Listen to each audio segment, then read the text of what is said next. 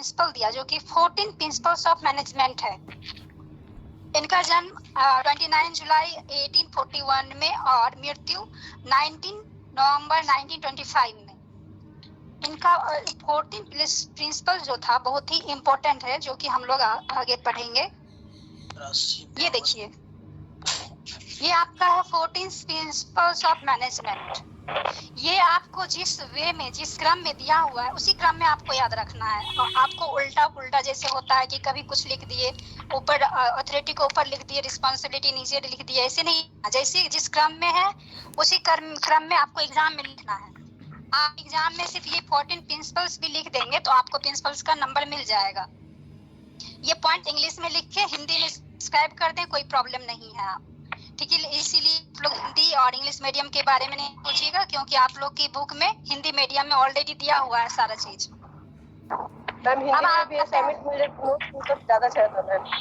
नहीं, हिंदी में बुक है ना, वो तो नोट्स टाइप से है, आप लोग उससे देख के बनाइए और इसको हम समझाने का कोशिश करें। 2 दिन में आप लोग को ना नोट्स दे सकते हैं ना पूरे डिटेल्स पढ़ा सकते हैं। ठीक है, जो इम्पोर्टेंट चीज है वही सब चीज आपको बताएंगे। तो डिवीजन ऑफ, हाँ क्या, चलिए 15 दिया हुआ है। नहीं, वो जो फर्स्ट वाला है ना उसको रिपीट कर दिया है कि वही नंबर पे क्या भाई। अभी सब सुनिए, ठीक है। 15 नहीं दिया हुआ, 14 प्रिंसिपल ही है। Division of work, division of work का हम लोग काम में नहीं समझते हैं। डिवीजन ऑफ वर्क मीन्स होता है काम का विभाजन। कोई भी वर्क का विभाजन करके कहीं भी कंपनी में कोई काम करते हैं, म्यूट कीजिए आप उधर से। कोई भी कंपनी में या यदि काम करते हैं तो आप देखते होंगे कि वहाँ पे जो काम होता है वो डिवाइड किया हुआ रहता है, सारे काम बटे हुए रहते हैं। सभी एक काम नहीं कर सकते हैं, सबका काम अलग होता है। फाइनेंस का काम अलग होता है, जो जहाँ प्रोडक्ट बनाया जाता है उसका काम अलग होता है, जो वहाँ पे HR ऑफिसर है उसका काम अलग होता है। तो वो डिवीजन काम जो है कोई कंपनी में या ऑर्गेनाइजेशन में या लाइब्रेरी में, लाइब्रेरी आपका क्या है, लाइब्रेरी में देखिएगा सेक्शंस होता है। डिपार्टमेंट्स कल बताए थे, department of sections of library.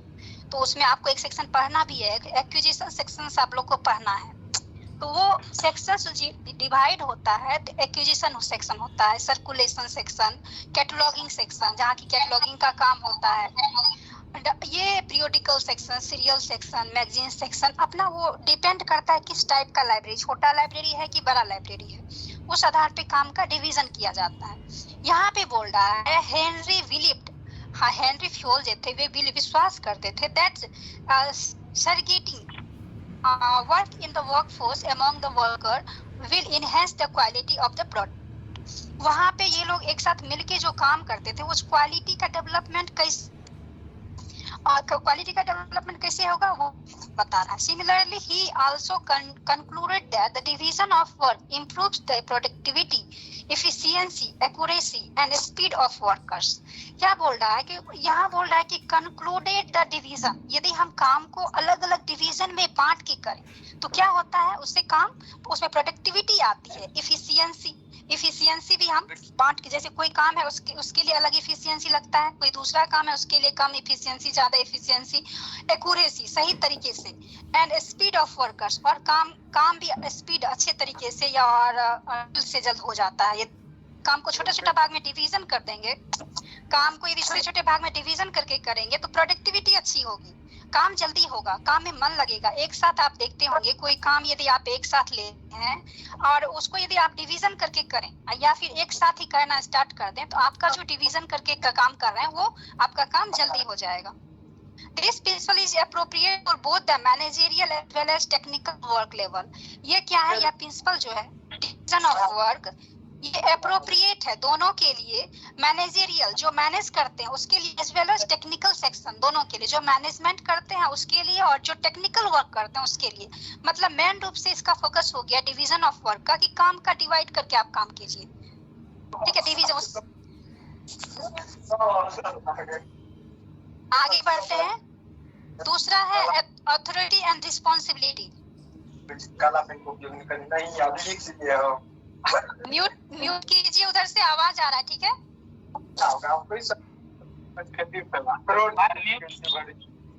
Mute कीजिए, आवाज आ रहा है, म्यूट कीजिए। मजा आ रहा है। कितना पेज लिखेंगे?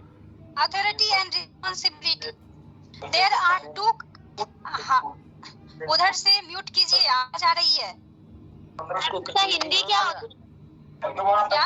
देखिए, इसका उत्तरदायित्व समझते हैं ना? रिस्पॉन्सिबिलिटी उत्तरदायित्व समझते हैं? जी। उत्तरदायित्व होता है इसका अथॉरिटी एंड अरे आप लोग म्यूट रिस्पॉन्सिबिलिटी हो कीजिए गया। प्लीज। यही का राजेश झा करके आईडी हुई, वही उन्हीं की तरफ से आवाज आ रहा है। मैम आप म्यूट कर दीजिए सबको। नहीं होगा, देखिए, नहीं होगा। यहाँ से ना सेटिंग करना पड़ता, नहीं हो रहा है क्योंकि ये सर नहीं है यहाँ कोई, ठीक है? तो इसीलिए आप लोग उधर से कीजिए। समझ में नहीं आ रहा, म्यूट करो ना आप लोग।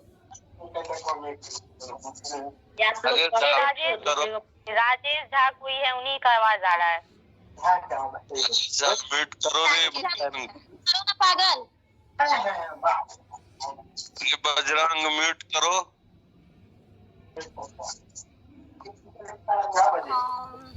Stop sharing. राजेश यहाँ पे झा म्यूट के ऑप्शन है, यहाँ पे राइट साइड में देखिए। आप विशेषता में क्या लिखेंगे?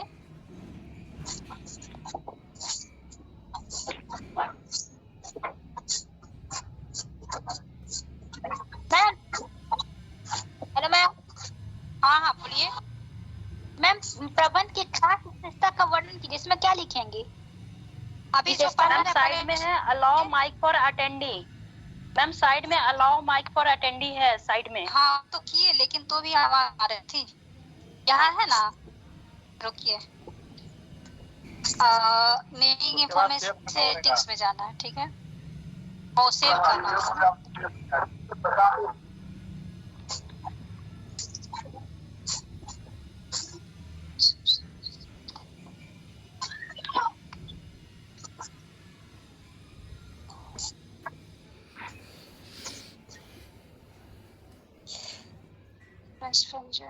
ठीक है।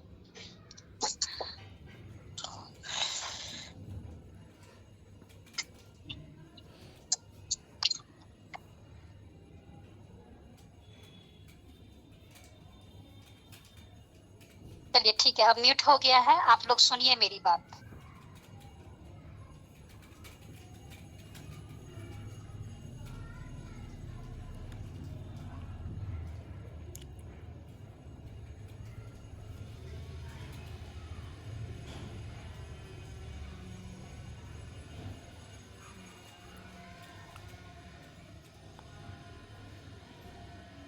देखिए, authority and responsibility, there are two key aspects of management: authority or facilities the management to work efficiently, and responsibility makes them responsible for the work done under their guidance.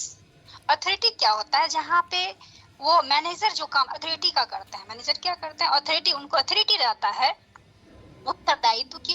Responsibility और authority का same लगभग meaning use करते हैं synonym के रूप में। और हम क्या करते हैं, वहाँ पे जो मैनेजर होते हैं क्या करते हैं? रिस्पॉन्सिबिलिटी उठाते हैं। रिस्पॉन्सिबिलिटी मतलब उनका एक उत्तरदायित्व होता है कि वो किस तरह से मैनेजमेंट और मैनेज करेंगे। वहाँ कंपनी में जो काम कर रहे हैं, वर्कर काम कर रहे हैं, या फिर लाइब्रेरी में मैनेजर कौन होते हैं? कल बताए हैं आप लोग। वहाँ के मैनेजर जो होते हैं लाइब्रेरियन होते हैं, लाइब्रेरी के manager. These are two key aspects of management. ये बहुत दो एस्पेक्ट्स है मैनेजमेंट का। अथॉरिटी क्या करता है? Facilitates the management to work efficiently. क्या अथॉरिटी क्या करता है? ये प्रोवाइड करता है कि काम जो हो अच्छे से हो, इफिशिएंटली तरीके से हो। And responsibility make them responsible for the work done under their guidance, मतलब उसके लीडरशिप में काम अच्छी तरीके से हो, यही बात वो प्रोवाइड करता है। वो रिस्पॉन्सिबिलिटी लेता है कि मेरे अंदर जो काम हो रहा है वो काम अच्छे तरीके से हो, और उनके गाइडेंस में जो काम हो उसका आउटपुट अच्छा है। ठीक है, आगे बढ़ते हैं। डिसिप्लिन, डिसिप्लिन के बारे में तो आप सभी को मालूम होगा। डिसिप्लिन क्या है?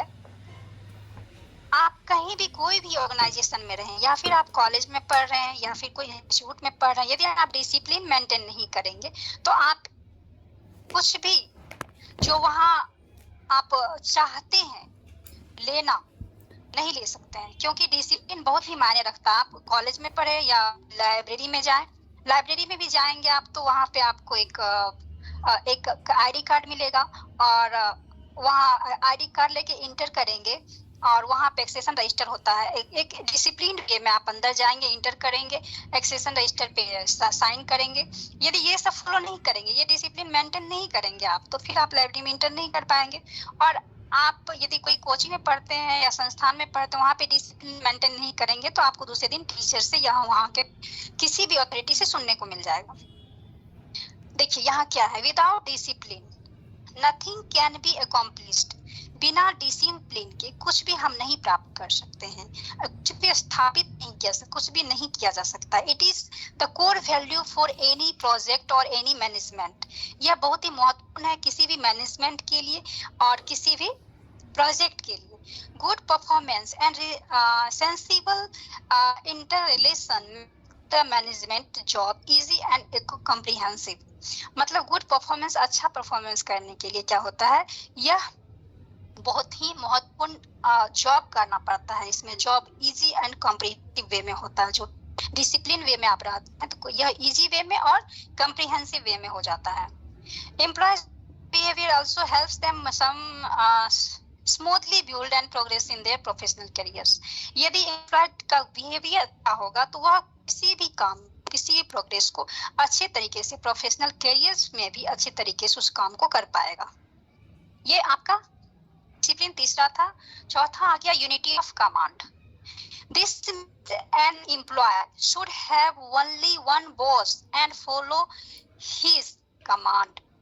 यूनिटी मतलब हम क्या होता है, यूनिटी मतलब एकता, एकता में बल हम लोग सुने होंगे। तो यहाँ बोल रहा this means an employee should have only one boss. वहाँ कह रहा है कोई भी ऑर्गेनाइजेशन में एक बॉस होना चाहिए, क्योंकि फॉलो हिज कमांड, क्योंकि एक बॉस होंगे वहां पे तो ही वह सब सारे को कमांड देंगे तो समान तरीके से काम कर पाएगा।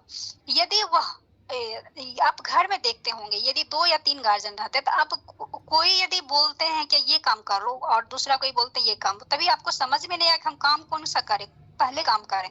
इसके वजह से काम डिले हो जाता है, काम जल्दी नहीं हो पाता है। This means an employee should have only one boss and follow his command. If an employee has to follow more than one boss, there begins a conflict of interest and can create confusion. बोल रहा है नहीं sir, हो गया जी। If an employee has to follow more than one boss, क्या बोल रहा है, वही जो आपको पता है। कोई कंपनी में यदि एक से अधिक बॉस होते हैं, देयर बिगिंस एन कॉन्फ्लिक्ट, वहाँ पे कॉन्फ्लिक्ट पैदा हो जाता है of interest and create confusion. वहाँ पे क्या होता है, इंटरेस्ट, वो यदि ज्यादा बॉस होंगे तो ज्यादा वर्क देंगे, ज्यादा वर्क इन द सेंस की वो जो एक बॉस है अलग काम बोलेंगे, दूसरे जो बॉस हैं दूसरा काम बोलेंगे, तीसरे जो है तीसरा काम बोलेंगे, तो उसमें कॉन्फ्लिक्ट पैदा हो जाएगा, लगेगा कि कौन सा काम करें, और उसके वजह से कंफ्यूजन, एम्प्लॉय में कंफ्यूजन पैदा हो जाएगा और वो काम को अच्छी तरीके से नहीं कर पाएंगे। तो यूनिट कमांड में हो गया कि एक बॉस होना चाहिए, एक तरफ से कमांड मिलना चाहिए, ना कि और 4, 5, 6 जो भी होता है उसके वैसा कमांड, वैसा यूनिटी नहीं होना चाहिए। आगे बढ़े, unity of command, unity of direction. Whoever is direction, direction क्या होता है, निर्देश देना। यूनिटी, निर्देश जो देते हैं उसमें भी मेरा क्या होना चाहिए, यूनिटी होना चाहिए, एक होना चाहिए। Whoever is engaged in the same activity should have unified goals. क्या बोल रहा है, whoever engaged in same activity, यदि कोई कंपनी में, कोई ऑर्गेनाइजेशन में, कोई लाइब्रेरी में एक काम, एक लक्ष्य है, तो सभी में क्या होना चाहिए, यूनिटी होना चाहिए। एक तरफ एक निर्देश जो मिलता है ऊपर से, कमांड जो हम लोग पढ़े, उसका एक निर्देश जो देते हैं, वो उस वे में उस गोल को प्राप्त करने के लिए एक तरीके से हम लोग काम करेंगे। सेम एक्टिविटी मतलब एक ही तरह के वर्क में सभी शामिल हो। This means all the person working in a company should have one goal. क्या बोल रहा है, this means all the person working in the company, सभी जो काम करते हैं कंपनी में, सबका एक लक्ष्य होगा। Motive which will make the worker work easier and achieve the set goals easily. मतलब एक लक्ष्य यदि होगा, सभी का एक मोटिव होगा, तो वो काम क्या करेंगे, काम अच्छी तरीके से कर पाएंगे, जल्दी कर पाएंगे, इजी वे में कर पाएंगे। इसमें यूनिटी ऑफ डायरेक्शन में, बस यूनिटी ऑफ डायरेक्शन में एक है कि सभी में यूनिटी होना चाहिए कि एक लक्ष्य है, उस प्रति हमको काम करना है, उसी के लिए सभी वर्कर साथ मिलकर काम करेंगे।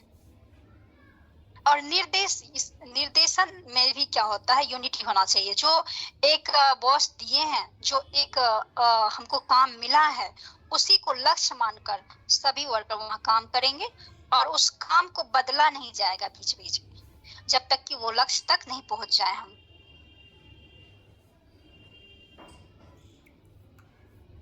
सबऑर्डिनेशन ऑफ, आगे का प्रिंसिपल्स है, subordination of individual interest to general interest. Subordination individual interest, देखिए यहाँ पे छूट गया है, subordination of individual interest to general interest होगा यहाँ, ठीक है। मतलब इसका मतलब हुआ कि हम लोग जो है इंडिविजुअल इंटरेस्ट पे ध्यान नहीं देके, मतलब अपना पर्सनल चीज पे ध्यान नहीं देके, हम लोग क्या करेंगे, सबऑर्डिनेशन जो कंपनी का वर्क है, जो गोल है, उस पे काम करेंगे, ना कि हम अपने लक्ष्य पे ध्यान देंगे। कंपनी का जो लक्ष्य तय हुआ है उस पे ध्यान देंगे, ना कि हम अपने पर्सनल मैटर पे ध्यान देंगे। This indicates a company should work unitarily towards the interest of company rather than personal interest। हो गया, मतलब हम लोग ऐसे काम करेंगे कि हम लोग का पर्सनल इंटरेस्ट नहीं हो, ये कंपनी का इंटरेस्ट, जो कंपनी लक्ष्य तय की है, जिसमें जो इंटरेस्ट रखा गया है कि हम ये गोल तय करेंगे, उसी का इंटरेस्ट, सब उस लक्ष्य के प्रति सभी का इंटरेस्ट होना चाहिए, ना कि सबका पर्सनल इंटरेस्ट होना चाहिए। उस लक्ष्य को ध्यान रख के सभी को काम करना है। Subordinate to the purpose of organisation, मतलब सभी को एक साथ शामिल होके एक पर्पस है ऑर्गेनाइजेशंस का, उस पे ध्यान फोकस करना है और उस पे ध्यान देके उसके लक्ष्य की ओर आगे बढ़ना है। This refers to whole chain of command in a company, मतलब यह क्या करता है, पूरे चेन की तरह काम करता है। यह चेन दैट मीन्स हो गया कि यह एक जो वर्क मिला, सभी एम्प्लॉय उसी को ध्यान में रख के काम कर रहे हैं, जो कमांड एक मिला है उसी को ध्यान में रख के सभी काम कर रहे हैं, तो इसीलिए यह रेफर क्या करता है, चेन ऑफ कमांड।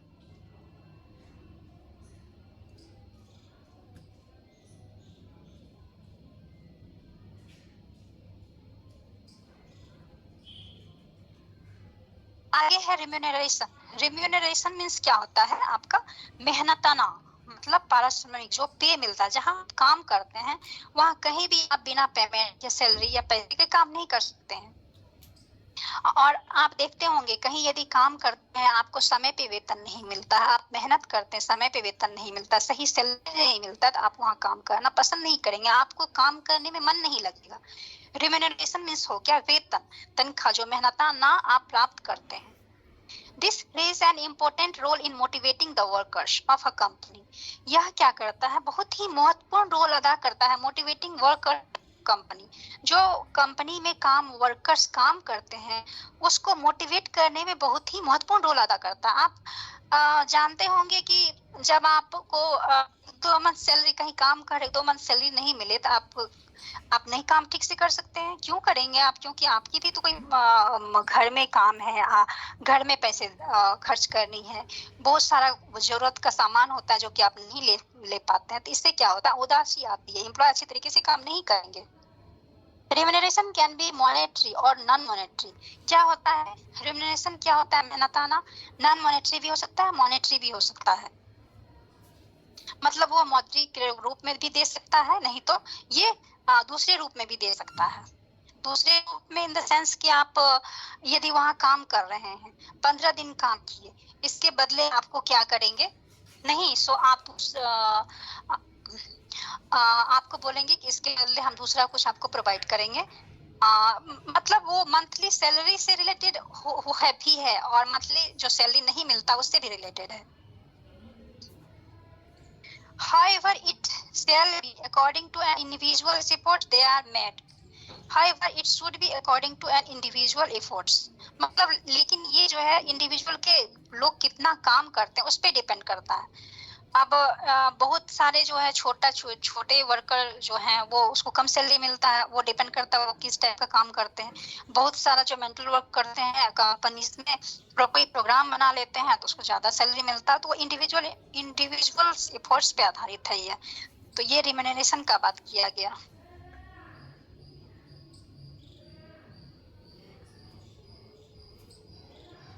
सेंट्रलाइजेशन, अब सेंट्रलाइजेशन का केंद्रीकरण क्या होता है कि एक सेंट्रल वे में एक वे में सब काम करे, ना कि डिसेंट्रलाइज हो। जो आपको जो तभी बताए थे यूनिटी ऑफ कमांड, वो एक जगह से आपको ऑर्डर मिलेगा, तो वो चीज जरा सा इससे मिला हुआ है कि सेंट्रलाइजेशन केंद्रीकरण मतलब एक ही जगह पे वो काम हो और एक ही जगह से ऑर्डर मिले, उसमें विविधीकरण नहीं हो। अब देखिए आगे पढ़ते हैं, ये केंद्रीकरण इसका हिंदी होता है in many company the management और any authority responsible for the decision making process should be natural. मतलब कोई भी कंपनी में ये चीज ध्यान रखा जाता है कि जो भी डिसीजन हो वह नेचुरल तरीके से लिया जाए। ठीक है, जो कुछ भी हम काम जो करवाएंगे किसी भी कंपनी में, मैनेजमेंट करेंगे या फिर अथॉरिटी रिस्पॉन्सिबल होगा उस चीज के डिसीजन के लिए, डिसीजन बनाने के लिए, तो वह नेचुरल वे में हो, ना कि हम एकाएक कोई डिसीजन ले लिए और वो उसको फॉलो ही नहीं कर पा रहे हैं कोई भी। तो उस एम्प्लॉय को भी ध्यान में रख के हमको वो काम करना है कि किस टाइप का हम डिसीजन लेंगे कि वो मेरा काम अच्छी तरीके से हो जाए और मुझे आउटपुट पे अच्छा मिले। However, this depends on the size of organization. ये लेकिन क्या है, ये ऑर्गेनाइजेशन के साइज पे डिपेंड करता है। If you stress on the point that there should be a balance between the hierarchy and division of power. यहाँ बोल रहा है कि पावर होता है, जो अथॉरिटी का पावर होता है, उस चीज पे बैलेंस होना चाहिए, उस पावर पे बैलेंस होना चाहिए। क्योंकि यदि कोई अथॉरिटी के पास अपनी पावर है और वो ज्यादा कुछ कठोर फैसला लेगा तो वो कंपनी के लिए हानिकारक होगा। इसीलिए उसमें एक हायरार्की होना चाहिए कि कैसे काम, किस हम डिसीजन लेंगे तो वो काम कैसे होगा, किस तरीके से वो वहाँ के एम्प्लॉय करेंगे या नहीं कर पाएंगे। उस चीज को नेचुरल वे का मतलब वही हुआ, और एक हायरार्किकल वे में दैट मींस वहाँ जो वर्कर काम कर रहे हैं उसके अनुसार उसको ध्यान में रखकर हम लोग को क्या करना है, डिसीजन लेना है। तो सेंट्रलाइज का मतलब केंद्रीकरण में एक वे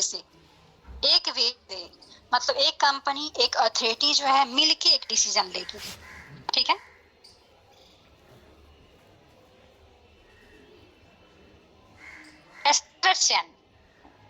स्केलर चेन सोपान होता है, एक सोपान होता है, अनुक्रम। स्केलर चेन का हिंदी पदानुक्रम होता है, पदानुक्रम।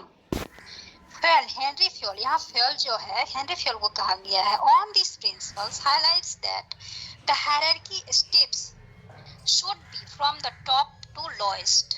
क्या बोल रहा है Fayol? On this principle highlights, इस प्रिंसिपल से उन्होंने स्टेप्स पे ध्यान दिया कि टॉप टू लोएस्ट, एक हायरार्किकल वे में, मतलब जैसे कल आपको मैनेजमेंट का 3 लेवल्स बताए थे, level management, middle level management और लोएस्ट लेवल मैनेजमेंट। तो वो बोल रहा है कि इस चीज पे ध्यान हो, इस चीज पे हाईलाइट किया जाना चाहिए कि यह जो हो एक चेन जो बनता है वो टॉप से लोएस्ट की ओर बने, ठीक है। This necessary show that every employee knows their immediate senior also they should be able to connect any if needed। बोल रहा है यह जरूरी है कि प्रत्येक एम्प्लॉय जो है मतलब सीनियर्स को जाने, also should be able to जिससे जाने और वो उसे कनेक्ट कर सके। मान लेते छोटे मुझे कुछ प्रॉब्लम हुई, यदि कोई बताने वाले नहीं रहेंगे तो वो काम जल्द से जल्द नहीं हो पाएगा, वो काम स्टॉप पर जाएगा और हम सजेशन नहीं ले पाएंगे। तो एक सीरियल वे में टॉप से लेके बॉटम जो लोएस्ट लेवल का एम्प्लॉय मिडिल लेवल पे जाएगा। यदि उससे कुछ प्रॉब्लम होगा तो वो अपने सीनियर्स जो है उनसे पूछेंगे और उनको यदि प्रॉब्लम होगा तो वो ऊपर लेवल में जाएंगे। कलर चेन का मतलब यही हुआ कि टॉप लेवल से लेके लोएस्ट लेवल तक एक चेन पदानुक्रम बना रहे जिससे कि एक दूसरे को जाने, एक दूसरे को समझे और एक दूसरे का हेल्प कर सके। इसका ऑर्डर, ये आपका लॉज ऑफ लाइब्रेरी साइंस में आता है। Order, a company should maintain a well defined order में समझते हैं सभी, जो ऑर्डर मिलता है हम लोग को ऊपर से, निर्देश, डायरेक्शन, सब सिनोनिम होता है ये सबका। ऑर्डर थोड़ा ये वे में आ जाता है कि आप ऑर्डर दे रहे हैं। A company should maintain a well-defined worker order to have a favorable work culture.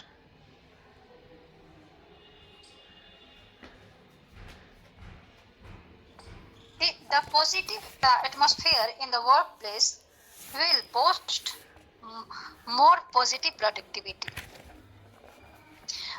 Company क्या करता है कि कंपनी शुड मेंटेन, कंपनी को मेंटेन करना चाहिए कि एक वेल डिफाइंड ऑर्डर में, यहाँ ऑर्डर का अर्थ आपका क्रम हो गया, ऑर्डर का अर्थ यहाँ क्रम हो गया। वेल डिफाइंड वर्क ऑर्डर मतलब एक अच्छे तरीके से वेल डिफाइंड वर्क हो, काम हो, है फेवरेबल वर्क कल्चर, जहाँ पे कि एक फेवरेबल दूसरे का हेल्प करने वाला, सहायता करने वाला फेवरेबल नेचर हो वहाँ का, चाहे कोई भी सहयोग या कुछ भी जो हो इजी प्रोसेस में हो जाए, एक अच्छा एनवायरनमेंट हो, कल्चर हो। The positive atmosphere in the work place, एक पॉजिटिव जो इन्वायरमेंट होता है, एटमॉस्फेयर वहाँ पे क्या हो, फेवरेबल हो, पॉजिटिव हो, निगेटिव नहीं सोचने वाला हो, निगेटिव वे में नहीं काम करे। वहाँ के जो एम्प्लॉय हैं पॉजिटिव हो, पोस्ट होते रहे, इंक्रीज होते रहे, मोटिवेट होते रहे, मोर पॉजिटिव। इससे क्या होगा, वहाँ पे एक्टिविटी अच्छी होगी। इसके बाद आते हैं इक्विटी। इक्विटी में होता है कि हिस्सेदारी, इक्विटी आपका हो क्या, इसका हिंदी हिस्सेदारी, किसी चीज में हिस्सेदारी होना शामिल हो। All employees should be treated equality respectfully. बोल रहा है कि सभी एम्प्लॉय में होना चाहिए, इक्विटी होना चाहिए या फिर इक्वल, सभी रूप से समान मिलजुल काम करें। All employ should treated equally and respectfully, एक दूसरे का रिस्पेक्ट करें, सहानुभूति पूर्वक रहें, मिलजुल कर काम करें, सभी का काम में सभी की हिस्सेदारी हो, जिस हिस्सेदारी दैट मीन्स कि एक दूसरे का हेल्प करने की भावना रहे। It's the responsibility of manager that no employee face discrimination. यह किस रिस्पॉन्सिबल है, रिस्पॉन्सिबिलिटी है मैनेजर का, रिस्पॉन्सिबिलिटी है कि वहाँ पे जितने भी एम्प्लॉय काम करते हैं वहाँ पे डिस्क्रिमिनेशन नहीं हो, कुछ भी डिस्क्रिमिनेशन, कुछ भी अनुचित या मतलब जो अपने में वो द्वेष का भावना या इस टाइप का चीज जो होता वो नहीं, एक दूसरे से मिलजुल कर काम करे, इक्विटी समानता हो, एक दूसरे में मिलजुल की करने की भावना हो, ये इक्विटी आपका हो जाता है। तो इसको आपको पॉइंट कि आप खुद से हिंदी में इसको डिस्क्राइब कर सकते हैं। स्टेबिलिटी, स्टेबिलिटी मींस क्या हो गया आपका, स्थिरता, जहाँ पे स्थिरता हो। An employee delivers the best if they feel secure in their job। बोल रहा है कोई भी एम्प्लॉय जो है मतलब अच्छा से अच्छा वो डिलीवर कर सकता है, अपना अच्छा से अच्छा काम डिलीवर कर सकता है, दे सकता है, अपना बेस्ट दे सकता है। दे फील सिक्योर, यदि वह काम जो करता है, जॉब जो उसका, उसमें उसको सुरक्षित भावना लगे कि हम सुरक्षित है, यहाँ कल दिन हटाएगा नहीं, हम इसके लिए अच्छा काम करेंगे, हमको भी अच्छी देगी और हम मतलब यहाँ से यदि हमको नहीं हटाएगा तो हम काम अच्छे तरीके से करेंगे। An employee delivers the best if they feel secure in their job. वो अपना बेस्ट देंगे यदि उसको स्थिरता रहेगी, जॉब में सुनिश्चितता रहेगी, स्थिरता रहेगी।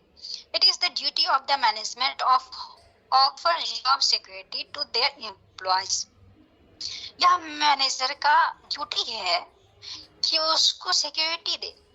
ऐसा नहीं कि आज हम कुछ एम्प्लॉय को लिए, इससे घाटा दोनों को होगा। यदि एक एम्प्लॉय ऐसे हैं जो कि बहुत ही स्किलफुल है, ट्रेंड है, यदि उसको हटा दिया जाए तो वहाँ के जो है उस कंपनी को भी हानि होगी, सिर्फ जो वहाँ काम करते हैं उसको हानि नहीं होगी। इसीलिए इस बात का ध्यान दोनों रखते हैं, मैनेजर रखते हैं और वहाँ जो काम करते हैं एम्प्लॉय, उसके प्रति मैनेजर का ध्यान होता है कि वहां से वो उसको रखा जाए, जो अच्छे एम्प्लॉय जिसको मैंने ट्रेनिंग दे दिया यहाँ से हटे नहीं। और यदि वो नहीं हटाते इस टाइप के एम्प्लॉय को, तो वहाँ जो काम कर रहे हैं वर्कर, उनको इस बात नहीं रहेगी कि हमको यहाँ से हटा दिया जाएगा। वो अच्छी तरीके से मन लगाकर काम करेंगे और वहां से वो उसमें स्थिरता आएगी। तो स्टेबिलिटी का आपका हो गया स्थिरता। इसका इनिशिएटिव हो जाता है कुछ चीज में शुरुआत करना या फिर पहल करना, मतलब एक प्रोत्साहित होकर हम ये करते हैं, पॉजिटिव वे में ये यूज होता है, पहल करना या बिगिनिंग करना, शुरुआत करना, कुछ भी हो सकता है इसका। The management should support and encourage the employees to take initiative in an organization. क्या बोल रहा है? The management should support and encourage the employees. क्या मैनेजमेंट जो है, जो वहाँ के मैनेजर है या फिर मैनेजमेंट जो करते हैं, एक यूनिटी में मैनेजमेंट होता है ना, तो उसका ध्यान, इस बात का ध्यान रखना चाहिए कि सपोर्ट करे, इंकरेज करे वहाँ के एम्प्लॉय को टू टेक इनिशिएटिव ऑर्गेनाइजेशन, जिससे कि वह कुछ नया कर सके या नया दे सके ऑर्गेनाइजेशंस में। It will help them to increase their interest and make worth. मतलब उसको सपोर्ट करे, इंकरेज करे। इंकरेज कैसे करेंगे? यदि वह अच्छा काम करता है, कोई एम्प्लॉय अच्छा काम किया तो वो उसको कुछ प्रोत्साहन देंगे या फिर कुछ मोटिवेट करेंगे, जाके बोलेंगे, या फिर कुछ कंपटीशन की भावना रखने के लिए कुछ प्रोग्राम रख देंगे। यदि उसमें कोई बेस्ट लाता है तो उसको किस गिफ्ट देंगे या फिर कुछ रिम्यूनरेशन दे देंगे, थोड़ा सा सहायता हेल्प कर देंगे, कुछ इस टाइप का चीज करेंगे तो एम्प्लॉय में क्या रहेगा, इंटरेस्ट, काम के प्रति इंटरेस्ट रहेगा और वो अपना अच्छा देंगे और वो कुछ नया करने के बारे में सोचेंगे, पहल करेंगे, बिगिनिंग कुछ नया चीज की शुरुआत कर सकते हैं। तो इनिशिएटिव का यही हो गया आपका। इसके बाद आता है spirit D corps. Spirit D corps का मतलब होता है union is strength. Union is strength मतलब समूह में शक्ति है। ये आप शुरू से सुनते होंगे, ये बात आज की नहीं है। यूनियन इज, हम लोग छोटे में थे तभी एक कहानी सुनते थे कि एक छड़ी तोड़ने देता है, तुरंत तोड़ लेता है, उसको 10 गांठ बन के देता है तो फिर वो टूटता नहीं। तो वही बात यहाँ है कि यूनियन इज स्ट्रेंथ। ये हो गया यूनियन इज स्ट्रेंथ। इसका मीनिंग स्पिरिट कॉर्प्स का। It is the responsibility of the management to motivate their employees and be supportive of each other regularly। यह बोल रहा है कि मैनेजमेंट का ये रिस्पॉन्सिबिलिटी है कि सभी को सपोर्ट करे, एक दूसरे इस टाइप का एनवायरनमेंट बना के रखे, एक दूसरे का सपोर्ट करे, एक दूसरे की भावना का कदर करे और एक दूसरे में समूह में मिल के काम करने की भावना हो। यदि किसी को प्रॉब्लम होती है उसका सपोर्ट किया जाए। यह मैनेजमेंट का है, वो किस तरह का एनवायरनमेंट बनाते हैं। डेवलपिंग ट्रस्ट, और उसमें ट्रस्ट के भावना और mutual understanding will lead to positive outcome and work environment. बोल रहा है यहाँ कि जो वर्कर काम कर रहे हैं कोई कंपनी में, कोई इंस्टीट्यूशंस में, लाइब्रेरी में, तो वहाँ जो एक भावना, ऐसा एनवायरनमेंट हो, ऐसा भावना, एक ऐसा कल्चर एनवायरनमेंट बना के रखे कि वह साथ साथ मिलके सपोर्टिव वे में एक दूसरे से की सहायता करते हुए काम करे, जिससे कि एक ट्रस्ट की भावना हो, जिससे एक दूसरे पे विश्वास कर सके, म्यूचुअल अंडरस्टैंडिंग हो, मतलब एक दूसरे को समझ सके, जिससे क्या होगा, एक पॉजिटिव आउटकम आएगा और एक अच्छा गुड इन्वायरमेंट का विकास होगा कंपनी में, और कंपनी को इससे फायदा होगा और कंपनी का गोल जो है वो प्राप्त करने में सहायता मिलेगा।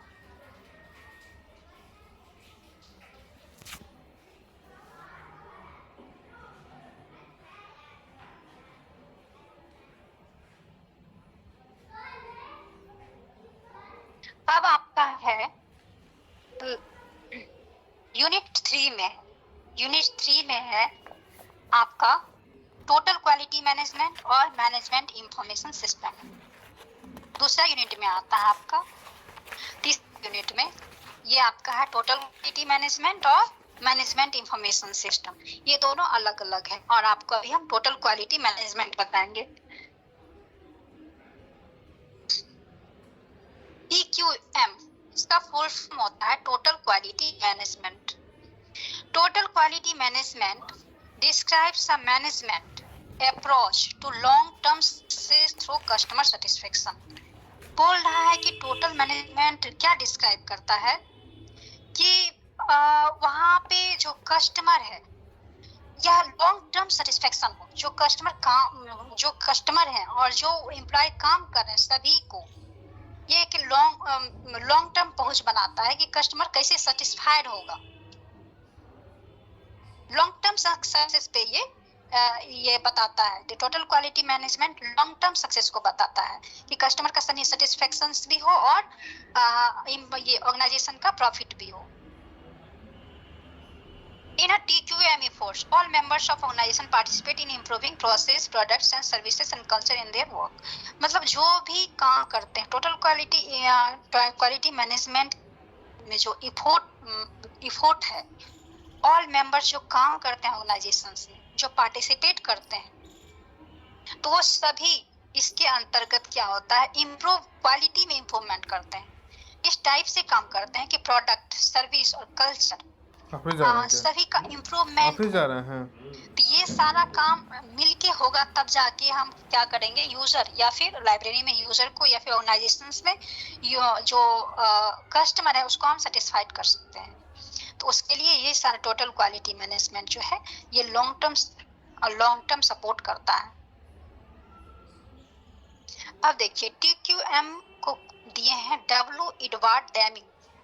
TQM कौन दिए हैं, ये वर्ड का कॉइन किए हैं, ये वर्ड दिए हैं total quality management W Edward Deming. ये US नेवी में वहां पे काम करते थे, तभी इन्होंने ये शब्द दिया था टोटल क्वालिटी मैनेजमेंट।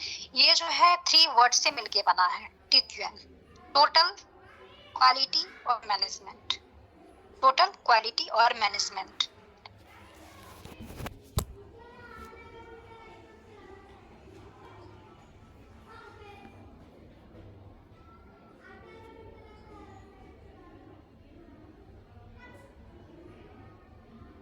देखिए टोटल मीन्स आप सभी जानते हैं कि जो होल ऑर्गेनाइजेशन में जो पूरा काम है, सभी जितना भी प्रोसेस हाईएस्ट से लेके लोएस्ट तक, लोअर लेवल मैनेजमेंट से लेके highest level upper level management तक जो भी काम होगा, प्रोसेस होगा, सारा कुछ टोटल में आ जाएगा।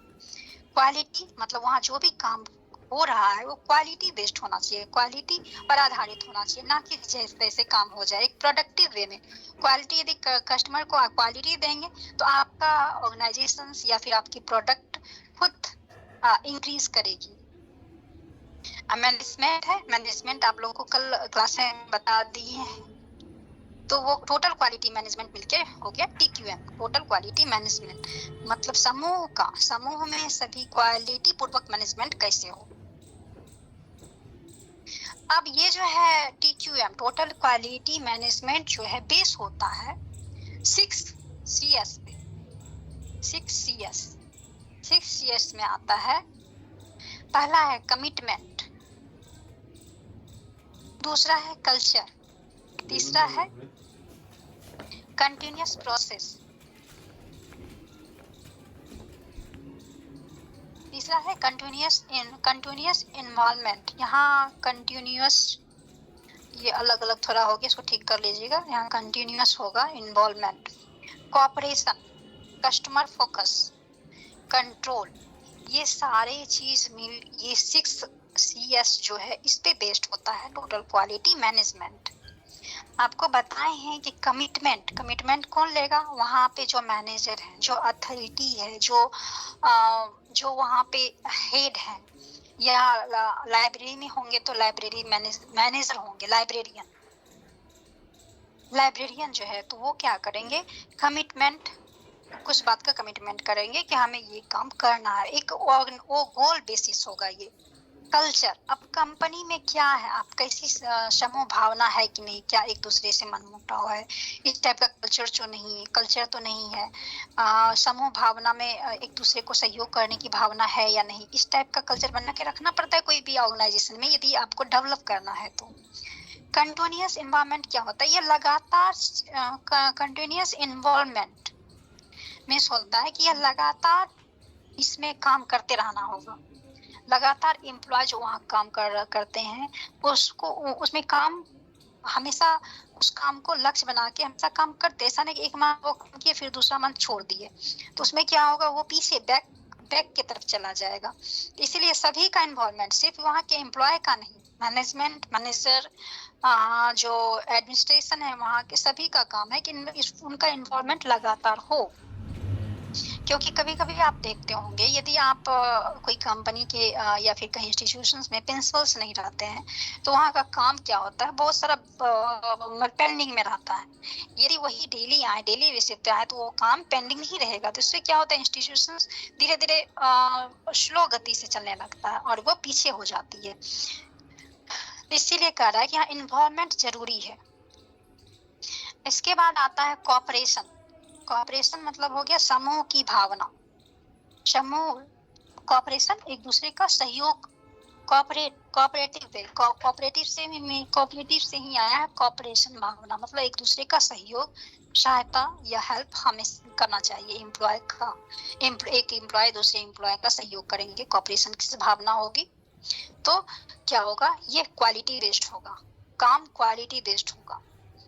कस्टमर फोकस, अब देखिए इतना काम तो हो गया, लेकिन ये क्या चीज पे फोकस हम लोग करेंगे, ये सारा काम जो कर रहे हैं, कंट्रोल, ये कंट्रोल आपका बचा हुआ है। कंट्रोल जो है, कंट्रोल कौन करेगा, वहाँ का मैनेजर या मैनेजमेंट जो भी है वो कंट्रोल करेंगे कि सारे काम ठीक तरीके से हो रहे हैं या नहीं हो रहे हैं, या फिर कुछ काम जो कि अनयूजफुल है वो काम भी हो गया है, तो उस बात की भी ध्यान रखी जाएगी कि काम सही वे में, सही तरीके से हो रहा है या नहीं, एम्प्लॉय कितने काम कर रहे हैं, कंट्रोल है कि ना। अब एक काम के लिए हम पता चलेगा 10-20 एम्प्लॉय लगा दिए हैं, एक काम में कोई 5 एम्प्लॉय है जो कि ज्यादा जरूरत है, तो उस टाइप का नहीं होना चाहिए। उसमें कंट्रोल की भावना, कंट्रोल, वो चीज पे कंट्रोल होना चाहिए कि कहाँ पे किस तरीके से कैसे काम हो। तो ये सारा मिल के जो क्या है, फोकस किस पे करता है, कस्टमर पर फोकस करता है। ये सारा काम क्यों किया जा रहा है, कस्टमर के लिए किया जा रहा है।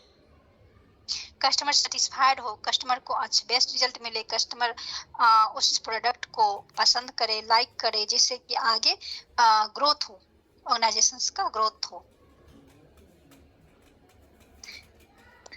अब आपका आता है QQM प्रिंसिपल्स।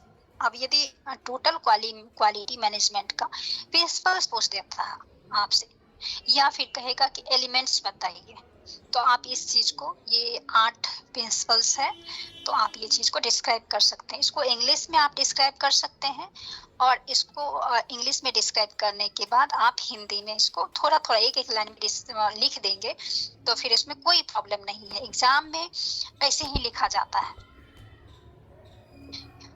क्योंकि मैं खुद सारी चीज मैं पटना यूनिवर्सिटी से की हूँ, लाइब्रेरी साइंस में बिलिस, एमलिस और नेट सारा कुछ तो मैं वहीं से की हूँ। मैं सारा कुछ इंग्लिश में पढ़ती थी, लेकिन मैं, क्योंकि मटेरियल्स बहुत सारा जो अच्छा मिलता है इंग्लिश मीडियम में मिलता है, तो आप उसको डिस्क्राइब खुद से करेंगे।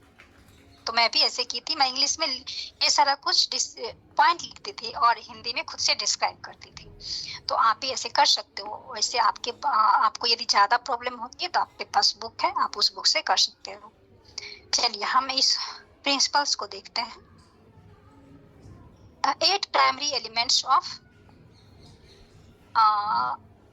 टोटल क्वालिटी मैनेजमेंट क्या है? आपसे एलिमेंट्स यदि पूछे या फिर प्रिंसिपल्स पूछे तो आप यही लिखेंगे। कस्टमर फोकस, इसमें क्या है आपको पहले ही बताए हैं कि ये कस्टमर पे फोकस करता है। क्वालिटी क्या है? कस्टमर देखिए, अच्छा क्वालिटी यदि रहेगा तो कस्टमर उस प्रोडक्ट को बार बार खरीदेगा। यदि खराब क्वालिटी रहेगा तो एक बार खरीदने के बाद दूसरा बार उस चीज को नहीं खरीदेगा। तो इसीलिए वो फोकस करता है कि कस्टमर किस टाइप का चीज पसंद करता है, तो उस पे फोकस करता है।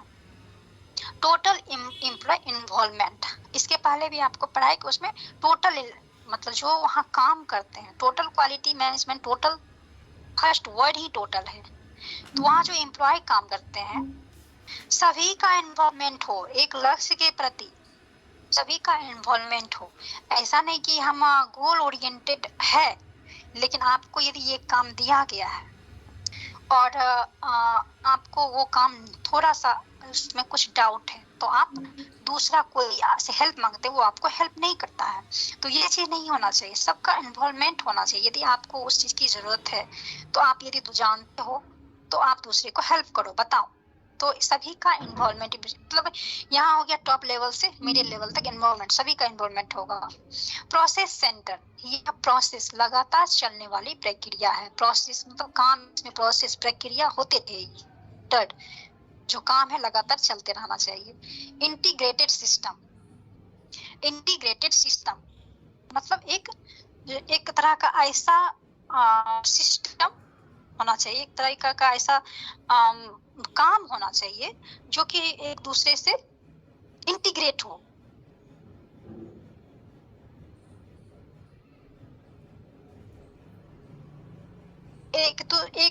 एक वे में एक दूसरे से जुड़ा हुआ हो, एकीकृत हो। इसका हिंदी होता है एकीकृत, या कोऑर्डिनेटेड, एक दो संगठित, एक साथ मिलके होता है। एक ऐसा सिस्टम बनाएंगे कुछ संगठित हो, एक दूसरे से जुड़ा हो, उस टाइप का चीज इसमें आता है, इंटीग्रेटेड सिस्टम में आता है। इसके बाद है स्ट्रेटेजिक एंड सिस्टमैटिक अप्रोच, मतलब इस टाइप का सिस्टमेटिक वे में काम हो, एक रणनीति पूर्वक काम हो कि उस गोल तक पहुंच बनाया जा सके। वो लक्ष्य प्राप्त करने के लिए इस सिस्टमेटिक वे में काम भी होना चाहिए। एक रणनीति हम बनाएंगे कि हम ये काम कैसे करें कि वो काम का रिजल्ट आए। जो भी देखिए छोटा छोटा गोल सेट करते हैं सभी, वो मैनेजर का काम है कि वो काम को क्या डिस्ट्रीब्यूट कर देते हैं कि आप ये काम कीजिए, आप वो काम कीजिए, और सबका जो एम्प्लॉयज का अपना अपना अलग लक्ष्य तय हो जाता है कि हमको किस वे में चलना है, किस अप्रोच तक पहुंचना, किस टाइप का अप्रोच होना चाहिए, किस सिस्टमेटिक वे में काम करना है, क्या हमको रणनीति बनानी है, वो सारे इसके अंतर्गत आ जाते हैं। कंटिन्यूअल इम्प्रूवमेंट मतलब यह क्या होता है, लगातार इसका इम्प्रूवमेंट होते रहे, बैक नहीं जाए। इस टाइप का काम हो, इस टाइप का रणनीति बनाए कि उसमें इम्प्रूवमेंट हो, उसमें जो काम है वो बैक नहीं जाए, उसमें आगे बढ़ने की एम्प्लॉय में आगे बढ़ने की भावना हो। फैक्ट बेस्ड डिसीजन मेकिंग, मतलब डिसीजन ऐसा हम लोग तय करेंगे, बनाएंगे जिससे कि फैक्ट बेस्ड हो, जिसमें कि तथ्य हो, सच्चाई हो, या जिससे कि हमें अच्छा रिजल्ट प्राप्त होगा, इस चीज पे बेस्ड हो। तथ्य जो है रियल में जो काम हमको करना उस पे बेस्ड हो डिसीजन। कम्युनिकेशंस, और इस चीज के लिए हम सारे क्या करेंगे, एक दूसरे से बातचीत या फिर कम्युनिकेट कर सकते हैं।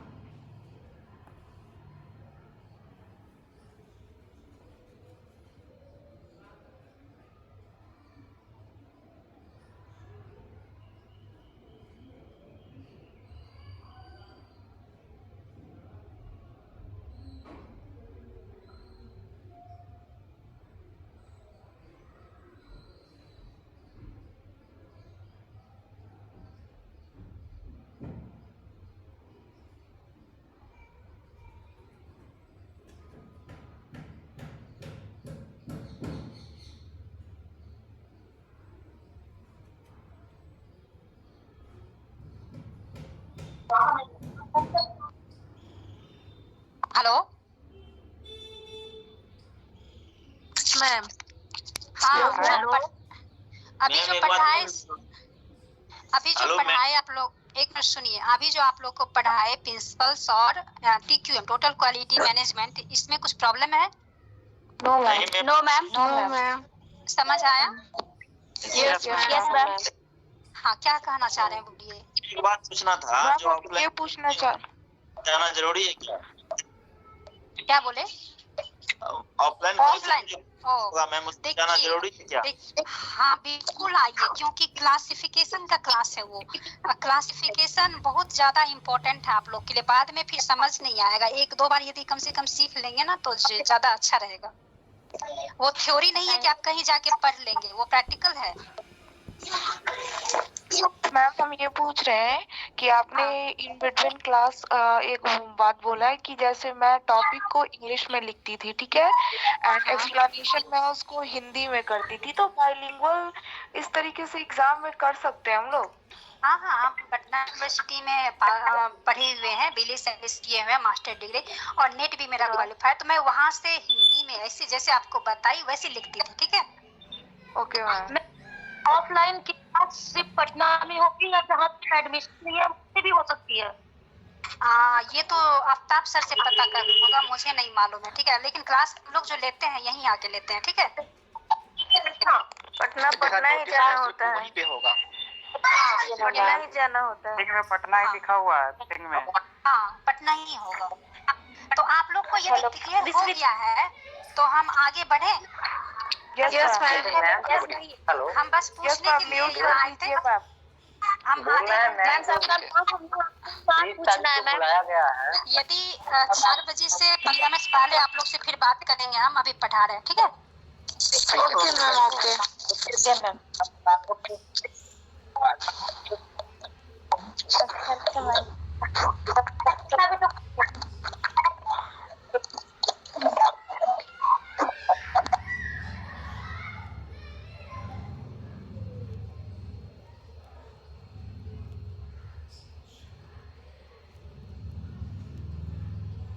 देखिए, कल आप लोग एक क्वेश्चंस भी मुझसे पूछे थे बुक सिलेक्शंस के बारे में, और आपका ये यूनिट में भी है बुक सिलेक्शन, ठीक है। ये ये यूनिट 5 में आपका है different sections of library and information centre and their functions. ये यूनिट 5 में है different sections of library and information centre. तो आपको पता होगा कि कल हम जो पढ़ाए थे उसमें आपको लाइब्रेरी का सेक्शंस बताए थे और उसका डिस्क्राइब भी किए थे उसको हम। तो और आज उसी से रिलेटेड चीज है, आपसे यदि प्रिंसिपल्स पूछेगा बुक सिलेक्शन का या सोर्स ऑफ बुक, कल कुछ पूछ रहे थे, तो वो उसका जो है यहाँ आपका डिस्क्राइब किया हुआ है। तो ये प्रिंसिपल्स ऑफ बुक सिलेक्शन भी इसको बोलते हैं। ये बहुत ही इंपॉर्टेंट है, इसको आप आगे भी पढ़ेंगे, एग्जाम में भी पूछ सकता है आपको। तो ये है आपका बुक सिलेक्शन। एक्विजिशन सेक्शन, ये क्या है? लाइब्रेरी का डिपार्टमेंट है एक, जहाँ पे क्या होता है, एक अधिग्रहण किया जाता है बुक। इसका होता है अधिग्रहण विभाग। ये एक्विजिशन सेक्शंस में क्या है, लाइब्रेरी एक्विजिशन डिपार्टमेंट, ये एक डिपार्टमेंट है। अलग अलग डिपार्टमेंट होता है ना लाइब्रेरी में, कल बताए थे आपको। Acquisition section, circulation sections, catalogue, technical sections, general serial sections, ये सब सेक्शंस होता है। आपको कल 5-6 सेक्शंस हम बताए थे। तो उस सेक्शंस में से एक सेक्शन है एक्विजिशन सेक्शन। यहाँ पे क्या होता है, बुक का, किताब का एक्विजिशन होता है, मतलब इसी के अंतर्गत आपका किताब या जर्नल्स या मैगजीन्स जो भी चीज हो उसमें खरीदा जाता है और उसको एक्सेशन रजिस्टर पे चढ़ाया जाता है। तो बुक का जितना भी प्रोसेस होता है, खरीदने का प्रोसेस होता है, तो एक्विजिशन सेक्शन से अंतर्गत होता है। Library acquisitions department is responsible for purchasing books and other documents। ये लाइब्रेरी क्या है, लाइब्रेरी एक्विजिशंस डिपार्टमेंट का क्या काम है, इस चीज के लिए वो रिस्पॉन्सिबल है कि बुक को खरीदना एंड दूसरे डॉक्यूमेंट्स जो है उससे जुड़े हुए बुक्स तो है ही, उसके साथ जो दूसरा documents including serials for the library collections, मतलब उसके साथ जितना भी लाइब्रेरी कलेक्शन है वो सीरियल्स में जर्नल्स हो या पीरियडिकल्स हो या मैगजीन्स हो, दूसरा डॉक्यूमेंट्स हो, सीडीज हो, तो ये सारा एक्विजिशन सेक्शन का काम है कि उसको परचेज करना और उसका सिलेक्शन करना। तो देखिए बुक का सिलेक्शन कैसे किया जाएगा। बुक सिलेक्शन इसका आपका ये हेडिंग ही, तो वो चीज आपको यहाँ पढ़ना है। टूल्स फॉर बुक सिलेक्शन, हम लोग क्या क्या टूल्स तकनीक या तरीका अपनाते हैं किताब को सिलेक्ट करने के लिए। पहला है कैटलॉग एंड बिब्लियोग्राफिक्स। कैटलॉग क्या होता है? कैटलॉगिंग आप लोग पढ़ेंगे, क्लासिफिकेशन क्लास जो होगी उसमें कैटलॉगिंग और क्लासिफिकेशन दो चीज आप लोग पढ़ेंगे। कैटलॉग होता है, आप लोग जब कभी होटल या मैंने कहीं गए होंगे तो वहाँ पे एक कैटलॉग देता है, एक सूची का बना हुआ है कि कौन सा भोजन मेरे यहाँ उपलब्ध है या कौन सा चीज सब यहाँ पे मेन्यू आप लोग कहते हैं, लेकिन एक टाइप से कैटलॉग ही बोल सकते हैं। लेकिन जो लाइब्रेरी में होता है कैटलॉगिंग वो आपका अलग होता है, वो आपका बुक का या मैगजीन्स का कैटलॉगिंग कार्ड के तरीके का बनता है, ठीक है। उसमें आपको बुक का इंफॉर्मेशन दिया जाता है। अब बिब्लियोग्राफिक्स क्या होता है कि देखिए बिब्लियोग्राफिक्स और कैटलॉग में अंतर है। बिब्लियोग्राफिक्स क्या होता है, कोई बुक का जो इंफॉर्मेशन है वो सारा कुछ एक डिटेल बेस में दे दिया जाता है। ये एक छोटे लेवल पे होता है। बिब्लियोग्राफिक्स तैयार किया जाता है किसी बुक सेलर्स के द्वारा, किसी के द्वारा, जिसमें कि ढेर सारा बुक का लिस्ट नाम दिया रहेगा, उसमें ऑथर या पब्लिकेशंस ये सब दिया रहता है। लेकिन कैटलॉग एक कार्ड बनता है, कैटलॉग होता है जिसमें कि बुक का कुछ डिटेल्स दिया जाता है, ऑथर्स का नाम, टाइटल्स, ये सारा चीज दिया जाता है जो स्पेशली बड़ा चीज के लिए, बड़े संस्थान के लिए यूज होता है। जैसे कि लाइब्रेरी में कैटलॉग यूज होता है। बुक जब हम लोग आप लोग देखे होंगे, ये सिन्हा लाइब्रेरी या कभी आइए पटना तो जाइएगा, वहाँ पे एक बॉक्स है, केबिन्स है, वहाँ पे कैटलॉग किया हुआ जो कार्ड बना हुआ है वो रखा हुआ है। वो उस कार्ड को आप लोग जाके जरूर देखिएगा यदि मौका मिले जाने का तो, या फिर पटना यूनिवर्सिटी में भी सेंट्रल लाइब्रेरी में तो आपको इंटर तो नहीं मिलेगा, इंटरी यदि जाते हो तो, लेकिन सिन्हा लाइब्रेरी में आप जा सकते हैं। वहाँ पे आपको इस टाइप का कैटलॉग कार्ड देखने के लिए मिल जाएगा कि इस टाइप से कार्ड बनाया हुआ है। वैसे आप लोग को कैटलॉगिंग जो बताया जाए क्लास किताब, वो यहाँ पे क्लास होगा उसमें भी बताया जाएगा कैटलॉगिंग करने के लिए। तो वही होता है, बुक का लिस्ट जो होता है ना, उसमें सारा डिस्क्राइब किया रहता है बुक के बारे में इन द सेंस की ऑथर, टाइटल्स, पब्लिकेशंस, प्लेस, ये सारा चीज इंफॉर्मेशन रहता है। तो आपका कैटलॉगिंग और बिब्लियोग्राफिक्स हो गया। उससे हम लोग को क्या होता है, किताब के बारे में जानकारी मिलती है। आप देखे होंगे अपना अपना पब्लिकेशन अलग अलग क्या करता है, एक बुक जैसा निकालता है और उसमें सारा पब्लिकेशन, टाइटल्स, ऑथर सारा कुछ दिया हुआ रहता है। तो उसको हम लोग बोल सकते हैं वो बिब्लियोग्राफिक्स टाइप का है, जो कि हम लोग को किताब के बारे में बताता है। Book reviews. अब दूसरा है पॉइंट की बुक सिलेक्शन का तरीका क्या है। किसी का कोई बुक खरीदा है, ठीक है, वो बुक बहुत अच्छी बुक है, उसमें कंटेंट अच्छा है, उसमें सिलेबस से रिलेटेड सारा कुछ मिल जाता है। तो फिर हम लोग क्या करते हैं, हम जैसे मेरे पास है, हम बताएंगे आपको ये बुक तो बहुत अच्छी है, इसमें सारा इंफॉर्मेशन मतलब सारा सिलेबस से रिलेटेड सारे कुछ दिए हुए हैं, तो आप वो बुक को खरीदेंगे। तो वो बुक रिव्यूज हो गया, हम अच्छा रिव्यूज देंगे तो दूसरा कोई उसको बुक को खरीदेगा। या फिर हम लोग को जब ऑनलाइन परचेज करते हैं बुक रिव्यूज देखते हैं, हम लोग रिव्यूज देखते हैं, या फिर कोई प्रोडक्ट ही खरीदते हैं तो उसका रिव्यूज देखते हैं। तो वो रिव्यूज से हम प्रोडक्ट का क्वालिटी का पता करते हैं और हम क्या करते हैं, बुक का सिलेक्शन कर लेते हैं। तीसरा है based of recommended list.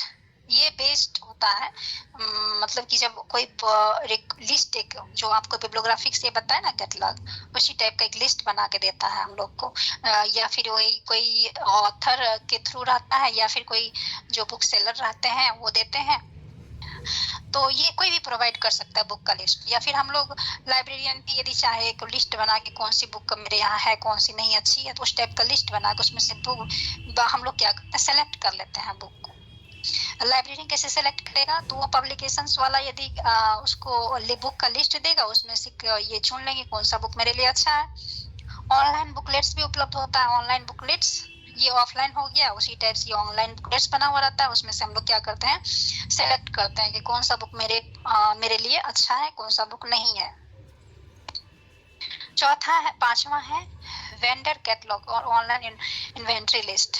Online inventory list में ही ये आ जाएगा online book stores, online book stores में हो गया वो अमेजन आपका हो गया, जैसे फ्लिपकार्ट, जिससे हम लोग बुक स्टोर से वो खरीदते हैं, तो वो वहाँ भी हम लोग देख के बुक लेते हैं। वेंडर्स कैटलॉग हो गया कि जो बुक बेचता है ना, वो अपना एक कैटलॉग बना के दे रखता है कि आप उससे बुक सिलेक्ट कर सकते हैं, कौन सी बुक मेरे यहाँ है, कौन सी बुक नहीं है।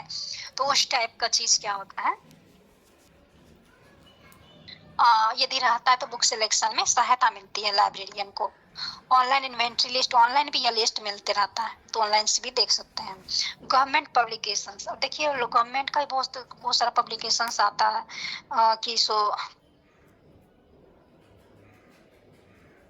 गवर्नमेंट का बुक, जैसे कि आपका मैगजीन एक आता है योजना, वो क्या है गवर्नमेंट की तरफ से आती है। वो क्या करते हैं, फी अपना बहुत मिनिमम चार्ज रखते हैं, जैसे कि आम जनता वो खरीद सके, और क्वालिटी भी बहुत अच्छी होती है उसकी।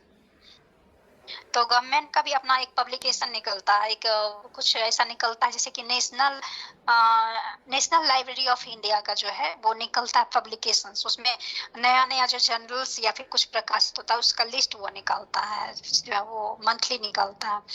तो उसमें क्या होता है, बहुत सारा इंफॉर्मेशन दिया हुआ रहता है, तो उससे भी बुक सेलेक्ट करने में हम लोग सहायता मिलता है लाइब्रेरियन को। करंट बुक, करंट लिस्ट, अब ये हो गया करंट, मतलब जो नई नई बुक निकालती है तो उसका नया लिस्ट बनता है, तो उससे बुक सिलेक्शन में सहायता होता है। तो ये है आपका बुक सिलेक्शन और उसका टूल्स, कि हम लोग कल आप क्वेश्चन पूछे तो उसी से रिलेटेड है। आप पुस्तक चयन, इसका हिंदी होता है पुस्तक चयन, तो वो आपको यहाँ से आंसर मिल जाएगा। आगे है देखिए, फॉलोइंग आर, और ये मैनेजमेंट कहाँ से आ गया, बुक सिलेक्शन,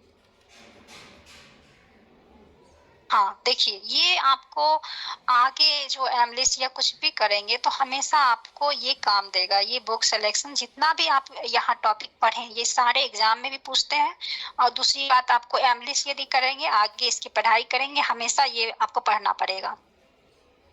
देखिए, ये है प्रिंसिपल्स ऑफ बुक सिलेक्शन।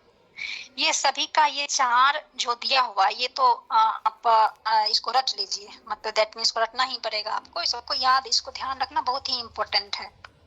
ये प्रिंसिपल्स है, अलग अलग थ्योरी दिए हुए हैं, अलग अलग जो इसको थ्योरिस्ट हैं वो दिए हुए हैं थ्योरी प्रिंसिपल्स। ये ड्यूरीज नाम है, ड्यूरीज का सिद्धांत है, ये प्रिंसिपल्स है। वो उन्होंने कहा बुक सिलेक्शन कैसे करना चाहिए, तो उन्होंने एक थॉट प्रिंसिपल दिया कि to provide the right book to the right reader at the right time. 1930 में इनका यही प्रिंसिपल्स है। ये प्रिंसिपल्स आप लोग को याद रखनी है। ड्यूरीज प्रिंसिपल्स को कहते हैं, ड्यूरी नाम था और उनका प्रिंसिपल ड्यूरीज प्रिंसिपल्स हो गया। To provide the right book to the right reader at the right time. वो बोलते हैं कि एक सही बुक जो है सही रीडर के पास होना चाहिए और सही टाइम में, मतलब वो राइट टाइम में उसको वो बुक मिलना चाहिए। आप मान लेते हैं लाइब्रेरी जाइए, ठीक है, लाइब्रेरी यदि जाएंगे तो वहां पे आपको बहुत इंपॉर्टेंट सूचना कोई बुक चाहिए, ठीक है, आपके पास टाइम नहीं है, आप यदि वहां जाते हैं, आप जल्द से जल्द उनसे बुक मांगते हैं, यदि आपको टाइम पे बुक नहीं दिया जाएगा तो आपका तो वो सूचना जो चाहिए अभी राइट टाइम में तो आपको मिला नहीं, तो फिर वो सूचना का क्या फायदा जब आपको सही समय पे नहीं मिला। तो इसीलिए यहाँ बोल रहा है कि कोई भी बुक जो है ऐसा होना चाहिए कि सही सूचना, प्रोवाइड द राइट बुक, मतलब सही बुक आप दें, जिसको जिस बुक की जरूरत है वो बुक दें आप। टू द राइट रीडर, जो उसका सही पढ़ने वाला है, जो उस बुक को पढ़ता है, जो उसको, अब मान लेते हैं उसको जरूरत है दूसरी बुक की, आप देंगे दूसरी बुक, तो वो राइट रीडर नहीं हुआ ना।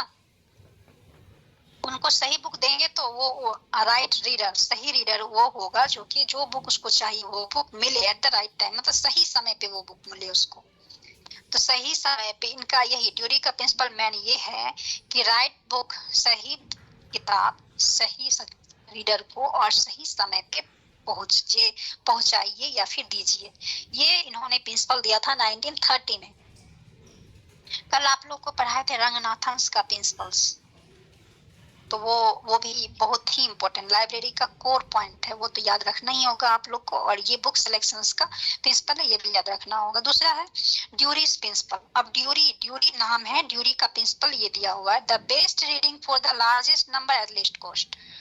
मतलब क्या बोल रहा है, एक बेस्ट जो बहुत ही बेस्ट है रीडिंग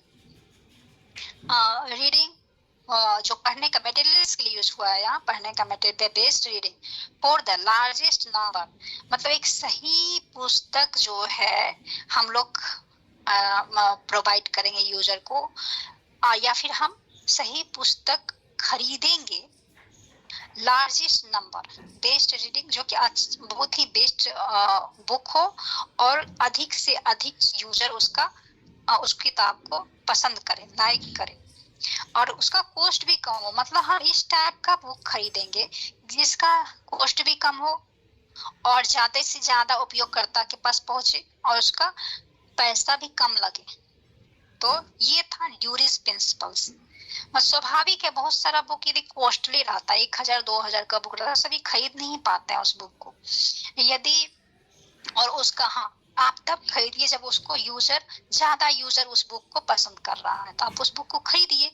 लेकिन यदि उस बुक को ज्यादा यूजर पसंद भी नहीं कर रहा, ले भी नहीं रहा, बुक लाइब्रेरी में यूं ही पड़ा हुआ है, तो आप उस बुक को ना लें, बल्कि ऐसी बुक लें कि ज्यादा से ज्यादा यूजर उसको पढ़े और ज्यादा से ज्यादा उस बुक का यूज हो और कम कीमत में मिल जाए। ये हो गया ड्यूरीज प्रिंसिपल। पहला था ड्यूरी, दूसरा डेवी। डेवी कौन है, कल बताए थे, father of scientific management Melvil Dewey, उन्हीं का प्रिंसिपल है Dewey's principal. Father of scientific management नहीं, वो टेलर थे। ये आपका फादर ऑफ क्लासिफिकेशन है, वो वर्ल्ड लेवल पे जो अमेरिका के हैं, मेलविल डेवी। ये क्लासिफिकेशन में आप लोग पढ़ेंगे, सॉरी हम गलत बोल दिए थे, ये आप लोग मेलविल डेवी है जो कि क्लासिफिकेशन में पढ़ेंगे। क्लासिफिकेशन के मतलब ये फादर कहे जाते हैं। इन्होंने डीडीसी दिया था, एवी डेसिमल क्लासिफिकेशन, जो कि आप लोग को पढ़ना है। तो मेलविल डेवी है उनका principle, the best reading for the largest number at least cost, ये बता दिया मैंने। अब आगे है मैककॉल्विन्स प्रिंसिपल्स। ये नाम है आपका, मैककॉल्विन का एक प्रिंसिपल है, डिमांड एंड सप्लाई थ्योरी। मतलब जैसा डिमांड हो वैसा सप्लाई करें आप, यही इनका डिमांड के अनुसार सप्लाई हो। जैसा डिमांड है हम वैसा ही बुक मंगाएंगे उससे क्योंकि कोई बुक हम मंगाते हैं उसका डिमांड ही नहीं है तो लाइब्रेरी में पड़ा रहेगा। अब आपका स्पेस तो वो लेगा ही, साथ मनी भी उसमें लगेगा। अब देखिए ये रंगनाथन प्रिंसिपल्स है। Ranganathan father of library management है इंडिया के, ठीक है, Ranganathan father of library management India के। ये जो है आपके कल हम पढ़ाए थे 5 लॉज, रंगनाथन 5 लॉज पढ़ाए, 5 लॉज ऑफ लाइब्रेरी साइंस पढ़ाए थे कल। उसमें जो है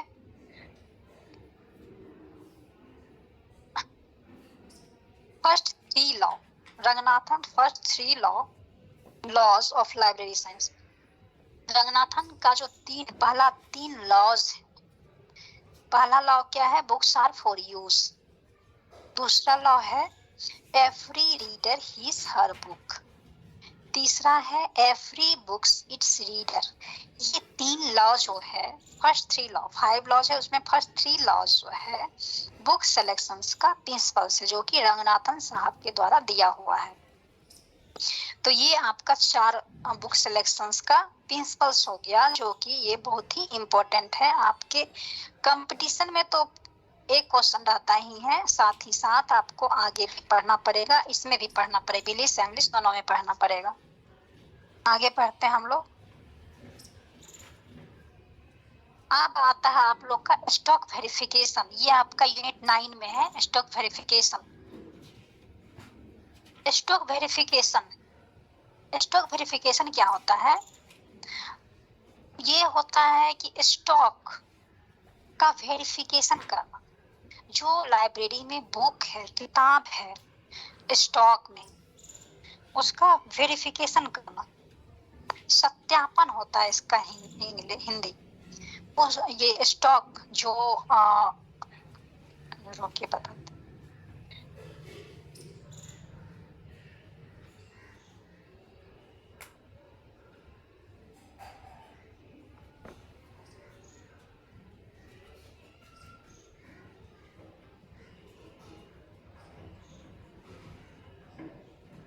स्टॉक सत्यापन मतलब वहाँ जो बुक है, जो लाइब्रेरी में किताबें होती है, उसका सत्यापन कैसे करेंगे। सत्यापन क्या होता है, जैसे कि बुक है, किताब है बहुत सारा, हम यूजर को सर्कुलेशन सेक्शन से बुक को देते रहते हैं, लेते रहते हैं। उसमें से कभी कभी ये भी होता है कि कभी कभी कुछ कुछ बुक चोरी हो जाती है, या फिर कुछ कुछ बुक यूजर के द्वारा जमा ही नहीं किया जाता है, या फिर कुछ कुछ बुक यहाँ से वहां रख दिया जाता है। रखना है ये कबर्ड में रखा जाता है, वो कबर्ड में। तो एक साल में एक बार ऐसा होता है कि स्टॉक वेरिफिकेशन का काम किया जाता है कि मेरे पास बुक सही तरीके से व्यवस्थित है या नहीं, या फिर वो सारा जो एक्सेशन रजिस्टर में बुक चढ़ा हुआ है। एक्सेशन रजिस्टर क्या होता है हम बताए थे, बुक सिलेक्शन में जब हम बुक किताब खरीदते हैं तो उसको रजिस्टर में चढ़ाते हैं, उससे बुक का उसमें सारा डिटेल्स लिखते हैं, उसी को एक्सेशन रजिस्टर कहते हैं। तो क्या होता है, एक्सेशन रजिस्टर में वो देखता है कि मेरे पास जितना एक्सेशन रजिस्टर में बुक चढ़ा हुआ है वो सारे बुक जो है अवेलेबल है कि नहीं, लाइब्रेरी में अवेलेबल है कि नहीं।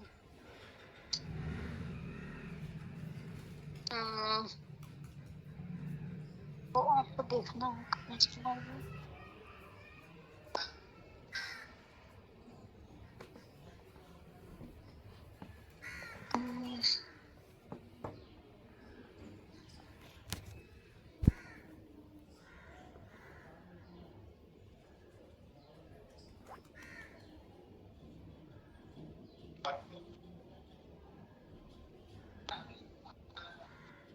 आवाज क्लियर जा रही है, सब ठीक है, ऑल राइट।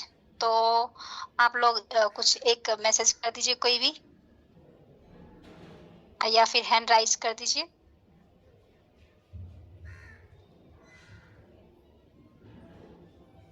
ओके ठीक है, देख लिए।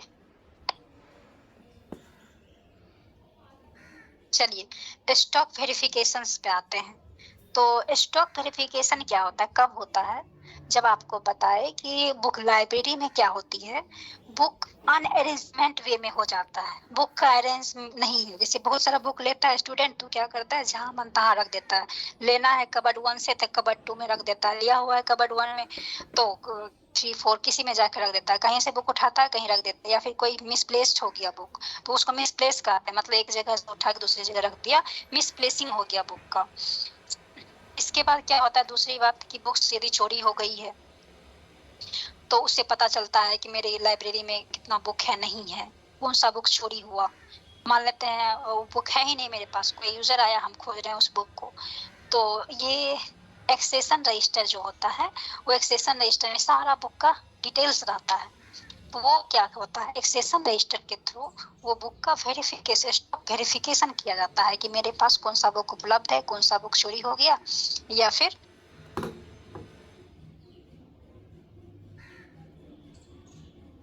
बुक है या नहीं। तो उसके लिए उसका स्टॉक वेरिफिकेशन का मेन काम यही है। Stock verification imply the physical checkup of article और रिकॉर्ड। हो गया फिजिकल चेकअप, मतलब बुक तो फिजिकल पे में है ना, तो उसका हम रिकॉर्ड जो मेरे एक्सेशन रजिस्टर में चढ़ा हुआ है उस चीज का चेक करना कि मेरे पास बुक जो है उपलब्ध है वो सही तरीके से अरेंज है या नहीं, या फिर कोई बुक चोरी हुआ है, या कोई किताब फट गया है, क्या सही वे में सारा मटेरियल रखा हुआ है नहीं, उस बात का चेकिंग करना। अब देखिए स्टॉक वेरिफिकेशन का क्या मेथड है, तरीका है। हमें स्टॉक वेरिफिकेशन का कैसे हम स्टॉक वेरिफिकेशन करेंगे वो तरीका बता रहे हैं।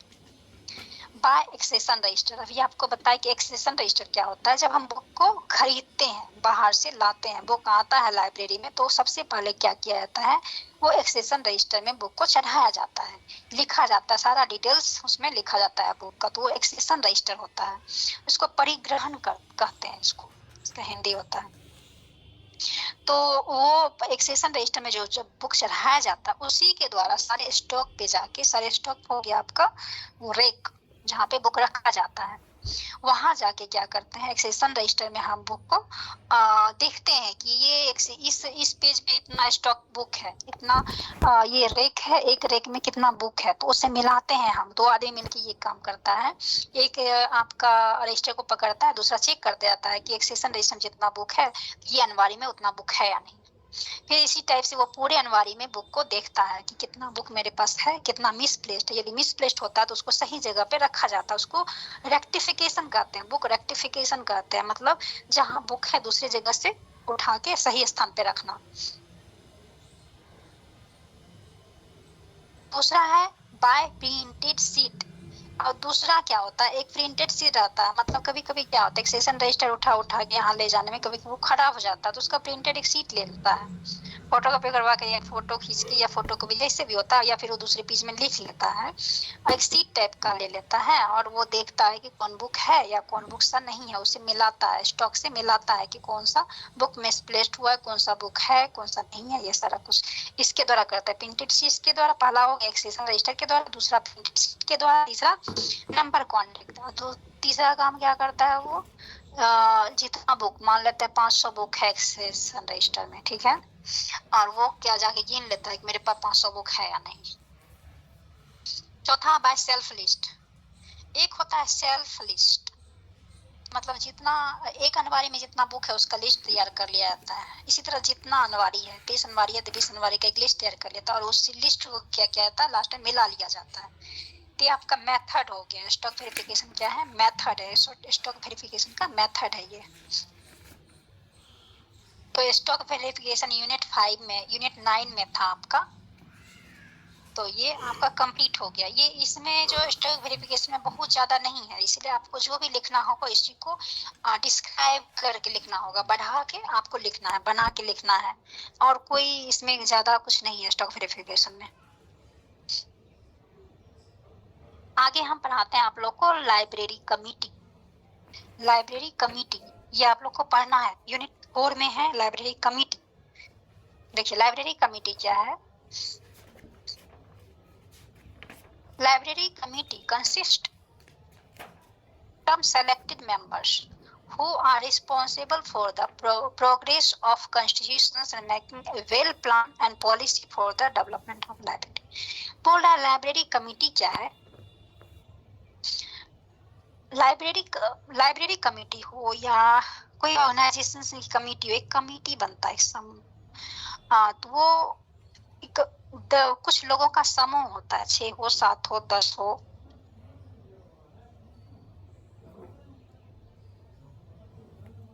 कमिटी क्या होता है, इसका हिंदी समिति होता है।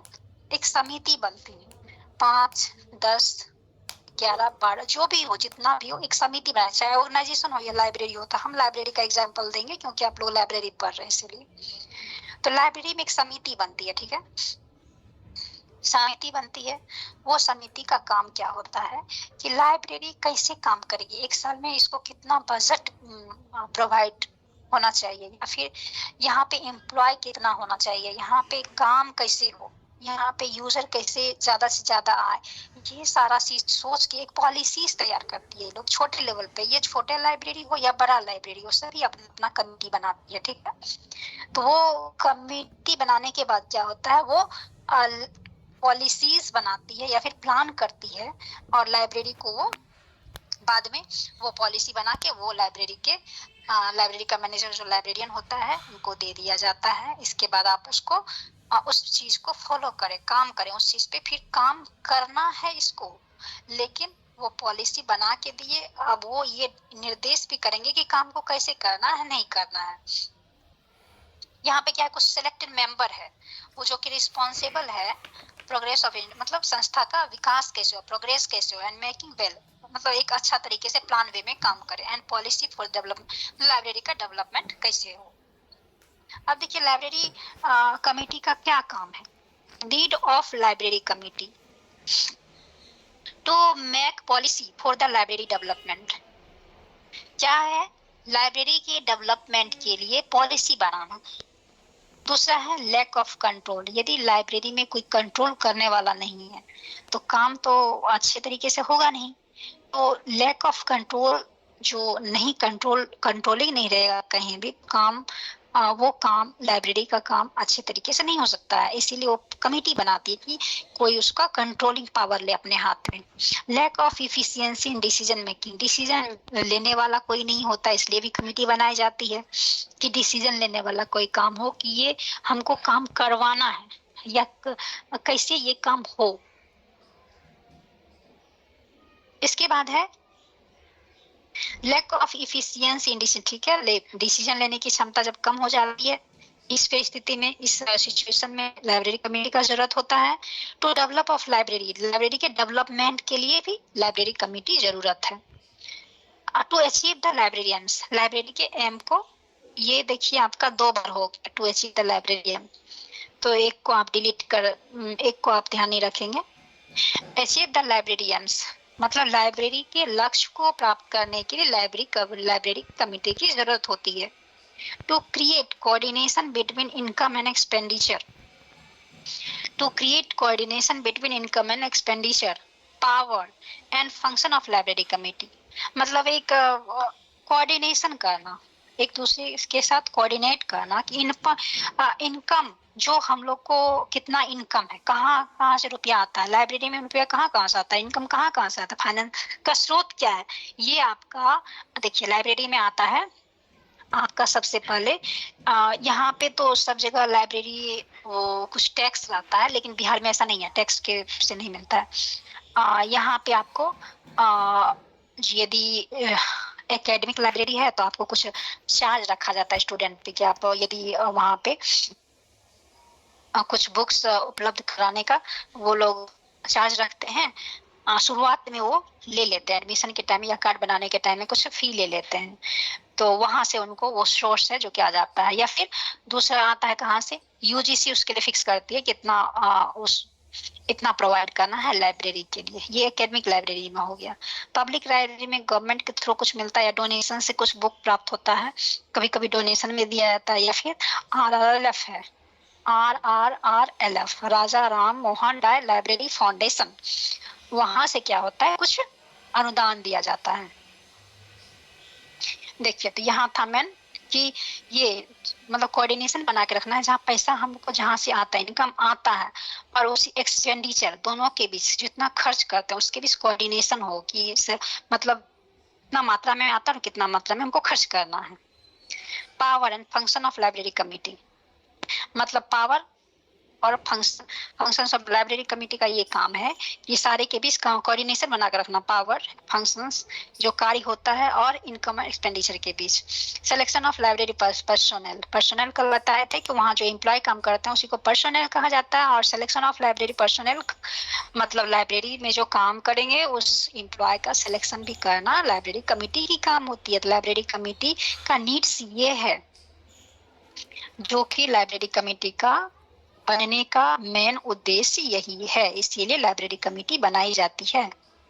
आगे बढ़ते हैं, मेंबर्स ऑफ लाइब्रेरी कमेटी। देखिए अब यदि यूनिवर्सिटी लेवल पे ये कमेटी बनेगी तो the vice chancellor is the chairman of library committee. Vice chancellor क्या होता है, लाइब्रेरी कमेटी के चेयरमैन होते हैं यदि ये यूनिवर्सिटी लेवल पे बनता है तब।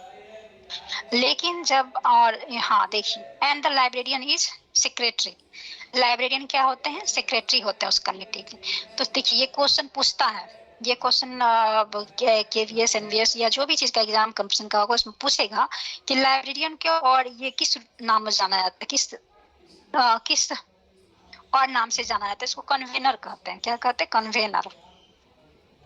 अब कॉलेज लेवल पे यदि होगा तो प्रिंसिपल इसके चेयरमैन होंगे और लाइब्रेरियन इसके सेक्रेटरी होंगे।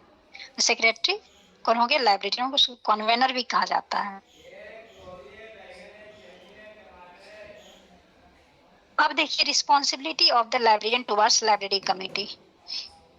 लाइब्रेरी रिस्पॉन्सिबिलिटी क्या है librarian towards library committee, library committee के लिए लाइब्रेरियन का क्या रिस्पॉन्सिबिलिटी है। अब लाइब्रेरी वो पहले था कमेटी, नीड्स जो है कमेटी का, अब है लाइब्रेरियन का क्या रिस्पॉन्सिबिलिटी है लाइब्रेरी कमेटी के प्रति। Suggestion for the policy making, suggestion देना कि पॉलिसी कैसे बनाना चाहिए, क्यों कि क्या क्यों अच्छा है ये, क्यों किस टाइप का बनाना चाहिए जिससे कि लाइब्रेरी को बेनिफिट हो या फिर यूजर ज्यादा अट्रैक्ट हो, इसलिए सजेशन देना। Apply all policy and plan created by library, library के द्वारा जो लाइब्रेरी कमेटी के द्वारा जो बना हुआ है वो पॉलिसीज को अप्लाई करना इनका काम है। Suggest for selection of library personnel, suggest for मतलब सजेशन देना कि ये पर्सोनल जो है यहाँ एम्प्लॉय जो है काम यहाँ पे अच्छा करेगा, आप इसलिए इसका सिलेक्शन करें। Suggest for creating annual budget of library according to requirements, मतलब एनुअल बजट के बारे में बताना कि इस लाइब्रेरी में क्या, लाइब्रेरी का मैन मैनेजर लाइब्रेरियन है तो स्वाभाविक है वो तो बताएगा ही, वो जानेगा ही सारा कुछ, तो उसको सजेस्ट करता है कि बजट कैसे बनाया जाए, क्या रिक्वायरमेंट्स लाइब्रेरी का, उसके अनुसार बजट तैयार किया जाए। Help in creating annual report, annual report में बनाने में सहायता करना। Help in controlling staff activity, staff activities को कंट्रोल करने में सहायता करता है कि कौन सा एम्प्लॉय कौन सा काम कैसे करेंगे नहीं करेंगे उस चीज में। अब एक टॉपिक आप लोग का बच गया है जो कि मैनेजमेंट इंफॉर्मेशन सिस्टम है, जो कि आपका यूनिट ये 3 में है। ये आपका टोटल क्वालिटी मैनेजमेंट और मैनेजमेंट इंफॉर्मेशन सिस्टम देख लीजिए, वो भी जल्दी जल्दी एक बार। मैनेजमेंट इंफॉर्मेशन सिस्टम, मैनेजमेंट प्रबंधन, इंफॉर्मेशन सूचना, और सिस्टम क्या हो गया, पद्धति। पद्धति मतलब वो सिस्टम एक तरीका होता है ना, वो मैनेजमेंट इंफॉर्मेशन सेंटर सिस्टम मतलब एक सिस्टम के थ्रू हम सूचना का जो मैनेजमेंट करते हैं उसी को मैनेजमेंट ये मीस कहते हैं। अब देखिए there are 3 components of MIS provide a more complete and focus definition.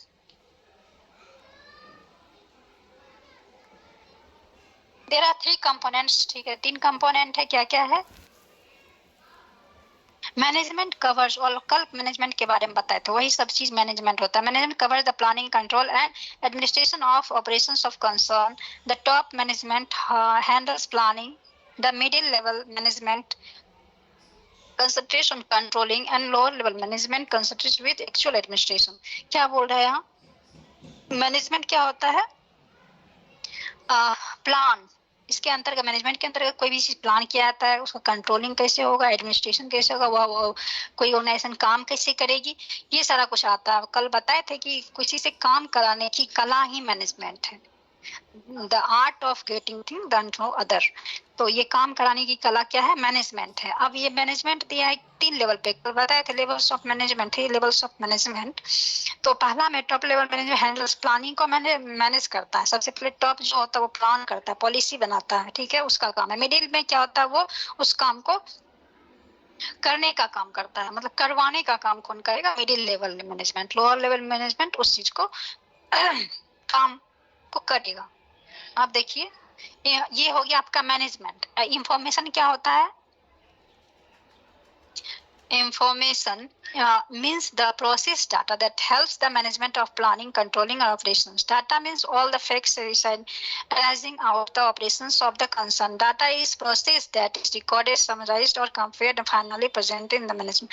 देखिए मेन रूप से इंफॉर्मेशन क्या है, सूचना जो अलग अलग वे में, सारा अलग अलग वे में काम हो रहा है उसका एक जगह कलेक्शन, डाटा का कलेक्शन, डाटा का प्रोसेस्ड रूप। डाटा तो जैसे हो गया कि जैसे हम एक सिंगल डाटा है, आप लोग का मैनेजमेंट कौन किया है, कौन करते हैं, आप 100 स्टूडेंट है, 100 स्टूडेंट को साथ ला के एक डाटा तैयार करना, क्या आप कहाँ रहते हैं, आपका नाम क्या है, आपकी डिटेल्स क्या है, तो वो आपका जो एक डेटाबेस तैयार होता है उसी को हम लोग क्या कहते हैं, इंफॉर्मेशन कहते हैं। प्रोसेस डेटा को इंफॉर्मेशन कहते हैं। तो मैनेजमेंट हो गया, इंफॉर्मेशन हो गया। इसके बाद सिस्टम क्या होता है, data is processed into information. Data तो प्रोसेस हो गया इंफॉर्मेशन में, कैसे हुआ ये इंफॉर्मेशन में प्रोसेस कैसे हुआ, एक सिस्टम के थ्रू, सिस्टम के थ्रू, वो तो ये सिस्टम के थ्रू होता है। तो ये सिस्टम का यूज करके जब हम डाटा का मैनेजमेंट करते हैं तो उसी को मैनेजमेंट इंफॉर्मेशन सिस्टम कहता है। Management is made up of inputs, processing, output and feedback control. इसमें सारा कुछ आ जाता है system. System is made up, system कैसे बना हुआ रहता है? इनपुट से हम डाटा देते हैं, उसका प्रोसेसिंग होता है, आउटपुट आता है, उसके बाद फीडबैक भी आता है। उस पर फीडबैक खराब हुआ तो ठीक है, कंट्रोल किया जाता है, अच्छा हुआ तो उसमें भी कंट्रोल किया जाता है। अच्छा हुआ तो अच्छा है, उस पर क्या कंट्रोल किया जाएगा। 10 miss management information system, a system for processing data in order to give proper information to the management for performing function. management information system का क्या काम है? डाटा जो प्रोसेस किया हुआ है इसको ऑर्डर करना, मतलब order to give proper information, एक सही इंफॉर्मेशन, सूचना देना मैनेजमेंट को कि कार्य कैसे हो, फंक्शंस कैसे हो। ये मेन रूप से ये आपका सिस्टम के थ्रू होगा। इस सिस्टम का काम है आपका, ये स्पेशल किसी एम्प्लॉय का या किसी का काम नहीं है, ये सिस्टम का काम है कि सूचना जो भी कार्य हो, एक एक का सूचना डाटा में कंप्यूटर में फीड करना और एक रिकॉर्ड रखना। अब देखिए इसका डेफिनेशन क्या है।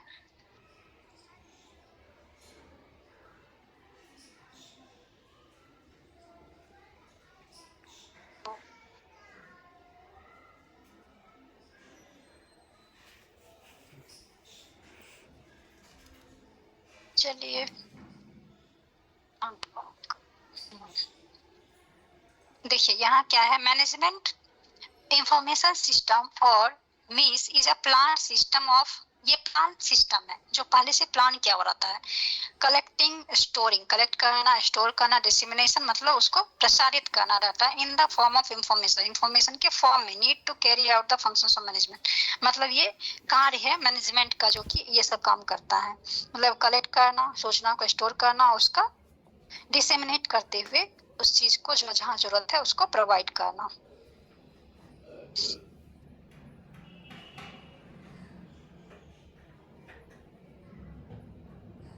कैरेक्टरिस्टिक्स है, इट शुड बी ठीक है, it should be based on long term planning, लंबे समय पे ये आधारित है, लंबे समय के लिए होता है ये। It should B work on complete and system covering in interconnecting सब सिस्टम विद ऑर्गेनाइजेशन। यह क्या होता है? कंप्लीट और कॉम्प्रिहेंसिव सिस्टम, मतलब कॉम्प्रिहेंस वे में होता है, बड़े स्तर पे होता है, कंप्लीट पूरी तरीके से। और सब सिस्टम, मतलब छोटे छोटे सिस्टम में ये बटा हुआ रहता है एक ऑर्गेनाइजेशन में। इट शुड बी प्लान और टॉप टू डाउन वे, ये ऐसे प्लान किया जाता है टॉप टू डाउन वे में ये इसका यूज हो, काम हो, या इसका इस पे आधारित जो सूचना हम तैयार करते हैं टॉप टू बॉटम वे में हो। It should be able to forecast and estimate, यह क्या करते एबल, सक्षम होता है पहले से अनुमान लगाने में, एस्टिमेट करने में। एंड जनरेट एडवांस इंफॉर्मेशन, और ये एडवांस इंफॉर्मेशन को जनरेट करता है। दस providing a comprehensive advantage decision making, ये डिसीजन जो लेता है वहाँ का मैनेजर वो इस पे आधारित होता है, प्रेडिक्शंस पे, अनुमान पे। It should create linkage between all subsystem within the organisation, यह क्या करता है? लिंक बनाता है। ऑर्गेनाइजेशन जितने एम्प्लॉय काम करते हैं एक दूसरे से, सब सिस्टम मतलब छोटे छोटे पार्ट में सिस्टम बनता है और एक दूसरे से लिंकेज रहता है, और ये डिसीजन मेकिंग में क्या करता है? सहायता करता है। मिस का क्या क्या, मैनेजमेंट इंफॉर्मेशन सिस्टम का क्या क्या ऑब्जेक्टिव है? कैप्चरिंग डाटा, डाटा को कैप्चर करना, उसको प्रोसेस करना, जो बताया आपको। डाटा समझते हैं जो छोटे अलग अलग वे में अलग अलग इंफॉर्मेशन है। डाटा एक रॉ रूप ऑफ इंफॉर्मेशन है, रॉ जो है ना, कच्चा मटेरियल, मतलब अलग अलग नाम है, वो अलग अलग, एक सूचना नहीं हुआ वो। प्रोसेस डाटा, इसका प्रोसेसिंग होता है। इंफॉर्मेशन स्टोरेज, ये दोनों मिलके इंफॉर्मेशन पे इसका प्रोसेस होने का इंफॉर्मेशन स्टोर होता है। इंफॉर्मेशन रिट्रीवल किया जाता है, पुनः इंफॉर्मेशन को जो मांगता है उसको प्रोवाइड किया जाता है। इंफॉर्मेशन प्रोपोगेशन, इसके बाद क्या होता है? इंफॉर्मेशन का प्रोपोगेशन, मतलब जगह जगह जहाँ पे उसका यूटिलाइज है, यूज किया जाता है, इसके बाद फिर उस पर काम किया जाता है।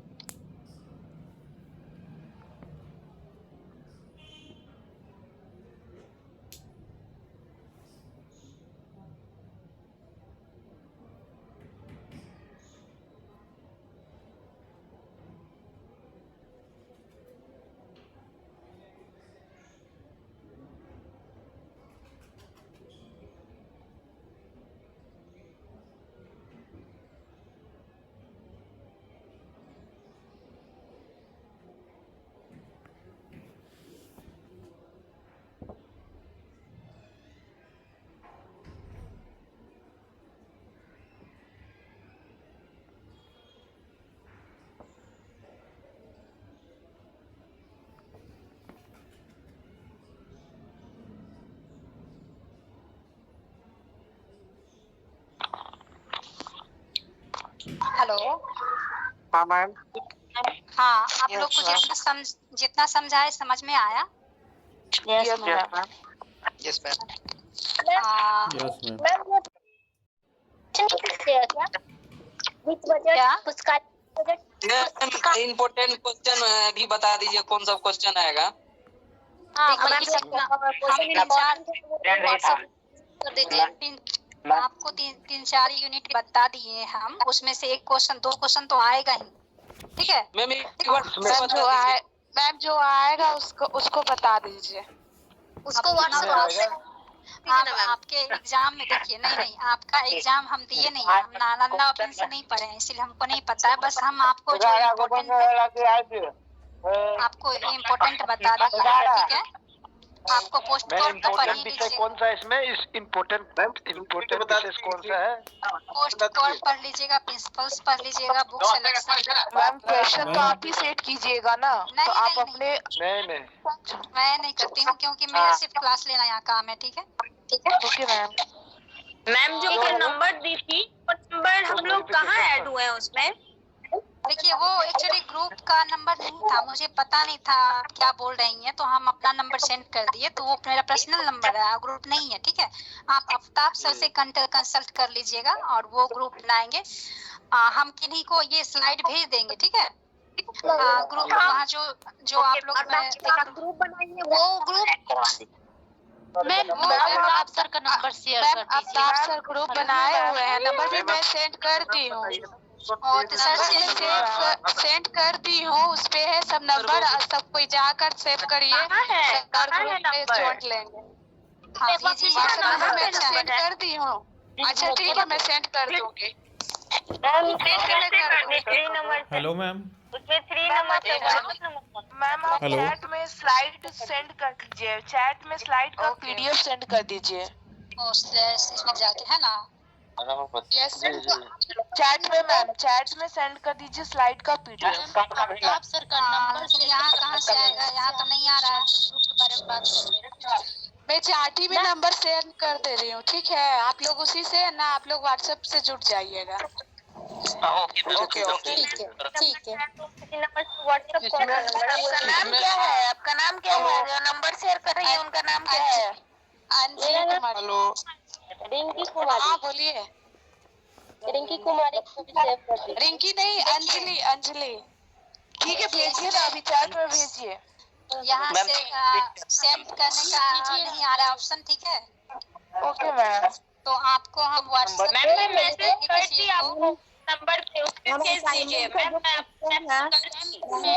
पर्सनली मैसेज किया है हाय का, उस पे रिप्लाई कर दीजिएगा मैम। अब एक करके सभी को नहीं कर सकते, बहुत सारा नंबर है तो सभी को नहीं कर सकते हैं ना? बंद लिखिए। वो मैं चैप्टर में देख रही थी तो मेरे को कुछ दिखा नहीं, पता भी नहीं चल रहा है। मैम नंबर बोली तो मैम हाँ आप नंबर बोल दो मैम। अंजलि मैम का नंबर चैट में भेज दीजिए, चैट में। आफ्ताब सर का नंबर ही है, मैं सेंड कर देती हूँ। आप लोग अपना ग्रुप जो उसमें सेव करिएगा तो आ जाएगा। आप लोग नंबर बोलिए ना। नंबर बोल दीजिए ना मैम। भेजिए ना नंबर, भेजिए बता दीजिए के पास नहीं जा सकते। क्या आप लोग को ये पीपीटी जो है एक 5-6 स्टूडेंट का ग्रुप बनाए हैं, उसमें भेज देंगे आप लोग को, ठीक है? लेकिन मेरे पास ज्यादा मैसेज मत कीजिएगा। उसमें आप भेज दीजिएगा, बाकी बच्चे के पास कैसे जाएगा ये सब चीज? तो आप कैसे जाएगा? चैट में भेज दीजिए। मैम व्हाट्सएप ग्रुप आप लोग का बना लीजिए मैम, तो उसमें सारे बच्चों को आ जाएगा, या तो चैट में ही ऐसा कीजिए, आप लोग एक ग्रुप बना लीजिए और हमको शामिल कर लीजिए, उस पे हम भेज देंगे, ठीक है? तो अपना अपना नंबर बता दीजिए, एक ग्रुप बना लीजिए और उसके बाद सब ऐड हो जाएंगे। तो मैम चैट ही में नंबर मैं सेंड करूंगी ना। मेरा नंबर किसी के पास है ना, वो आप अपना सेव कर लीजिए, ग्रुप बना लीजिए कोई भी, और उसमें हम भेज देंगे ये मटेरियल। मैम आपका नंबर नहीं है, आप नंबर बोलिए ना मैम। नहीं आज नहीं बोल सकते, नंबर हम कल दे दिए हैं। नहीं ओके मैम। नहीं बोलना दीजिए ना आफ्ताब सब का नंबर दीजिए, बाद हम लोग ऐड हो जाएंगे। हाँ भेज दे ठीक है, किसी एक देखिए ग्रुप मैन में वेट कर दीजिएगा। कल जो आप लोग मैं कॉल किए थे या फिर वो मैसेज सेंड की फोन पे हम भेज देंगे किन्हीं एक को, तो आप सबको भेज दीजिए, ठीक है? साहब सर का नंबर भेजिए उनके ग्रुप का कोई, मुझे चाहिए। अरे तो ये कटेगा तो मैं भेज दूंगी ना, अभी मैम ये आ गया नंबर आ गया। ओवर करेगी। ठीक है ठीक है। अब लीव करते हैं। आप ये जो ग्रुप बनाएंगे उसमें और किसी का नहीं होना चाहिए, ठीक है? Yes yes ma'am. मतलब ग्रुप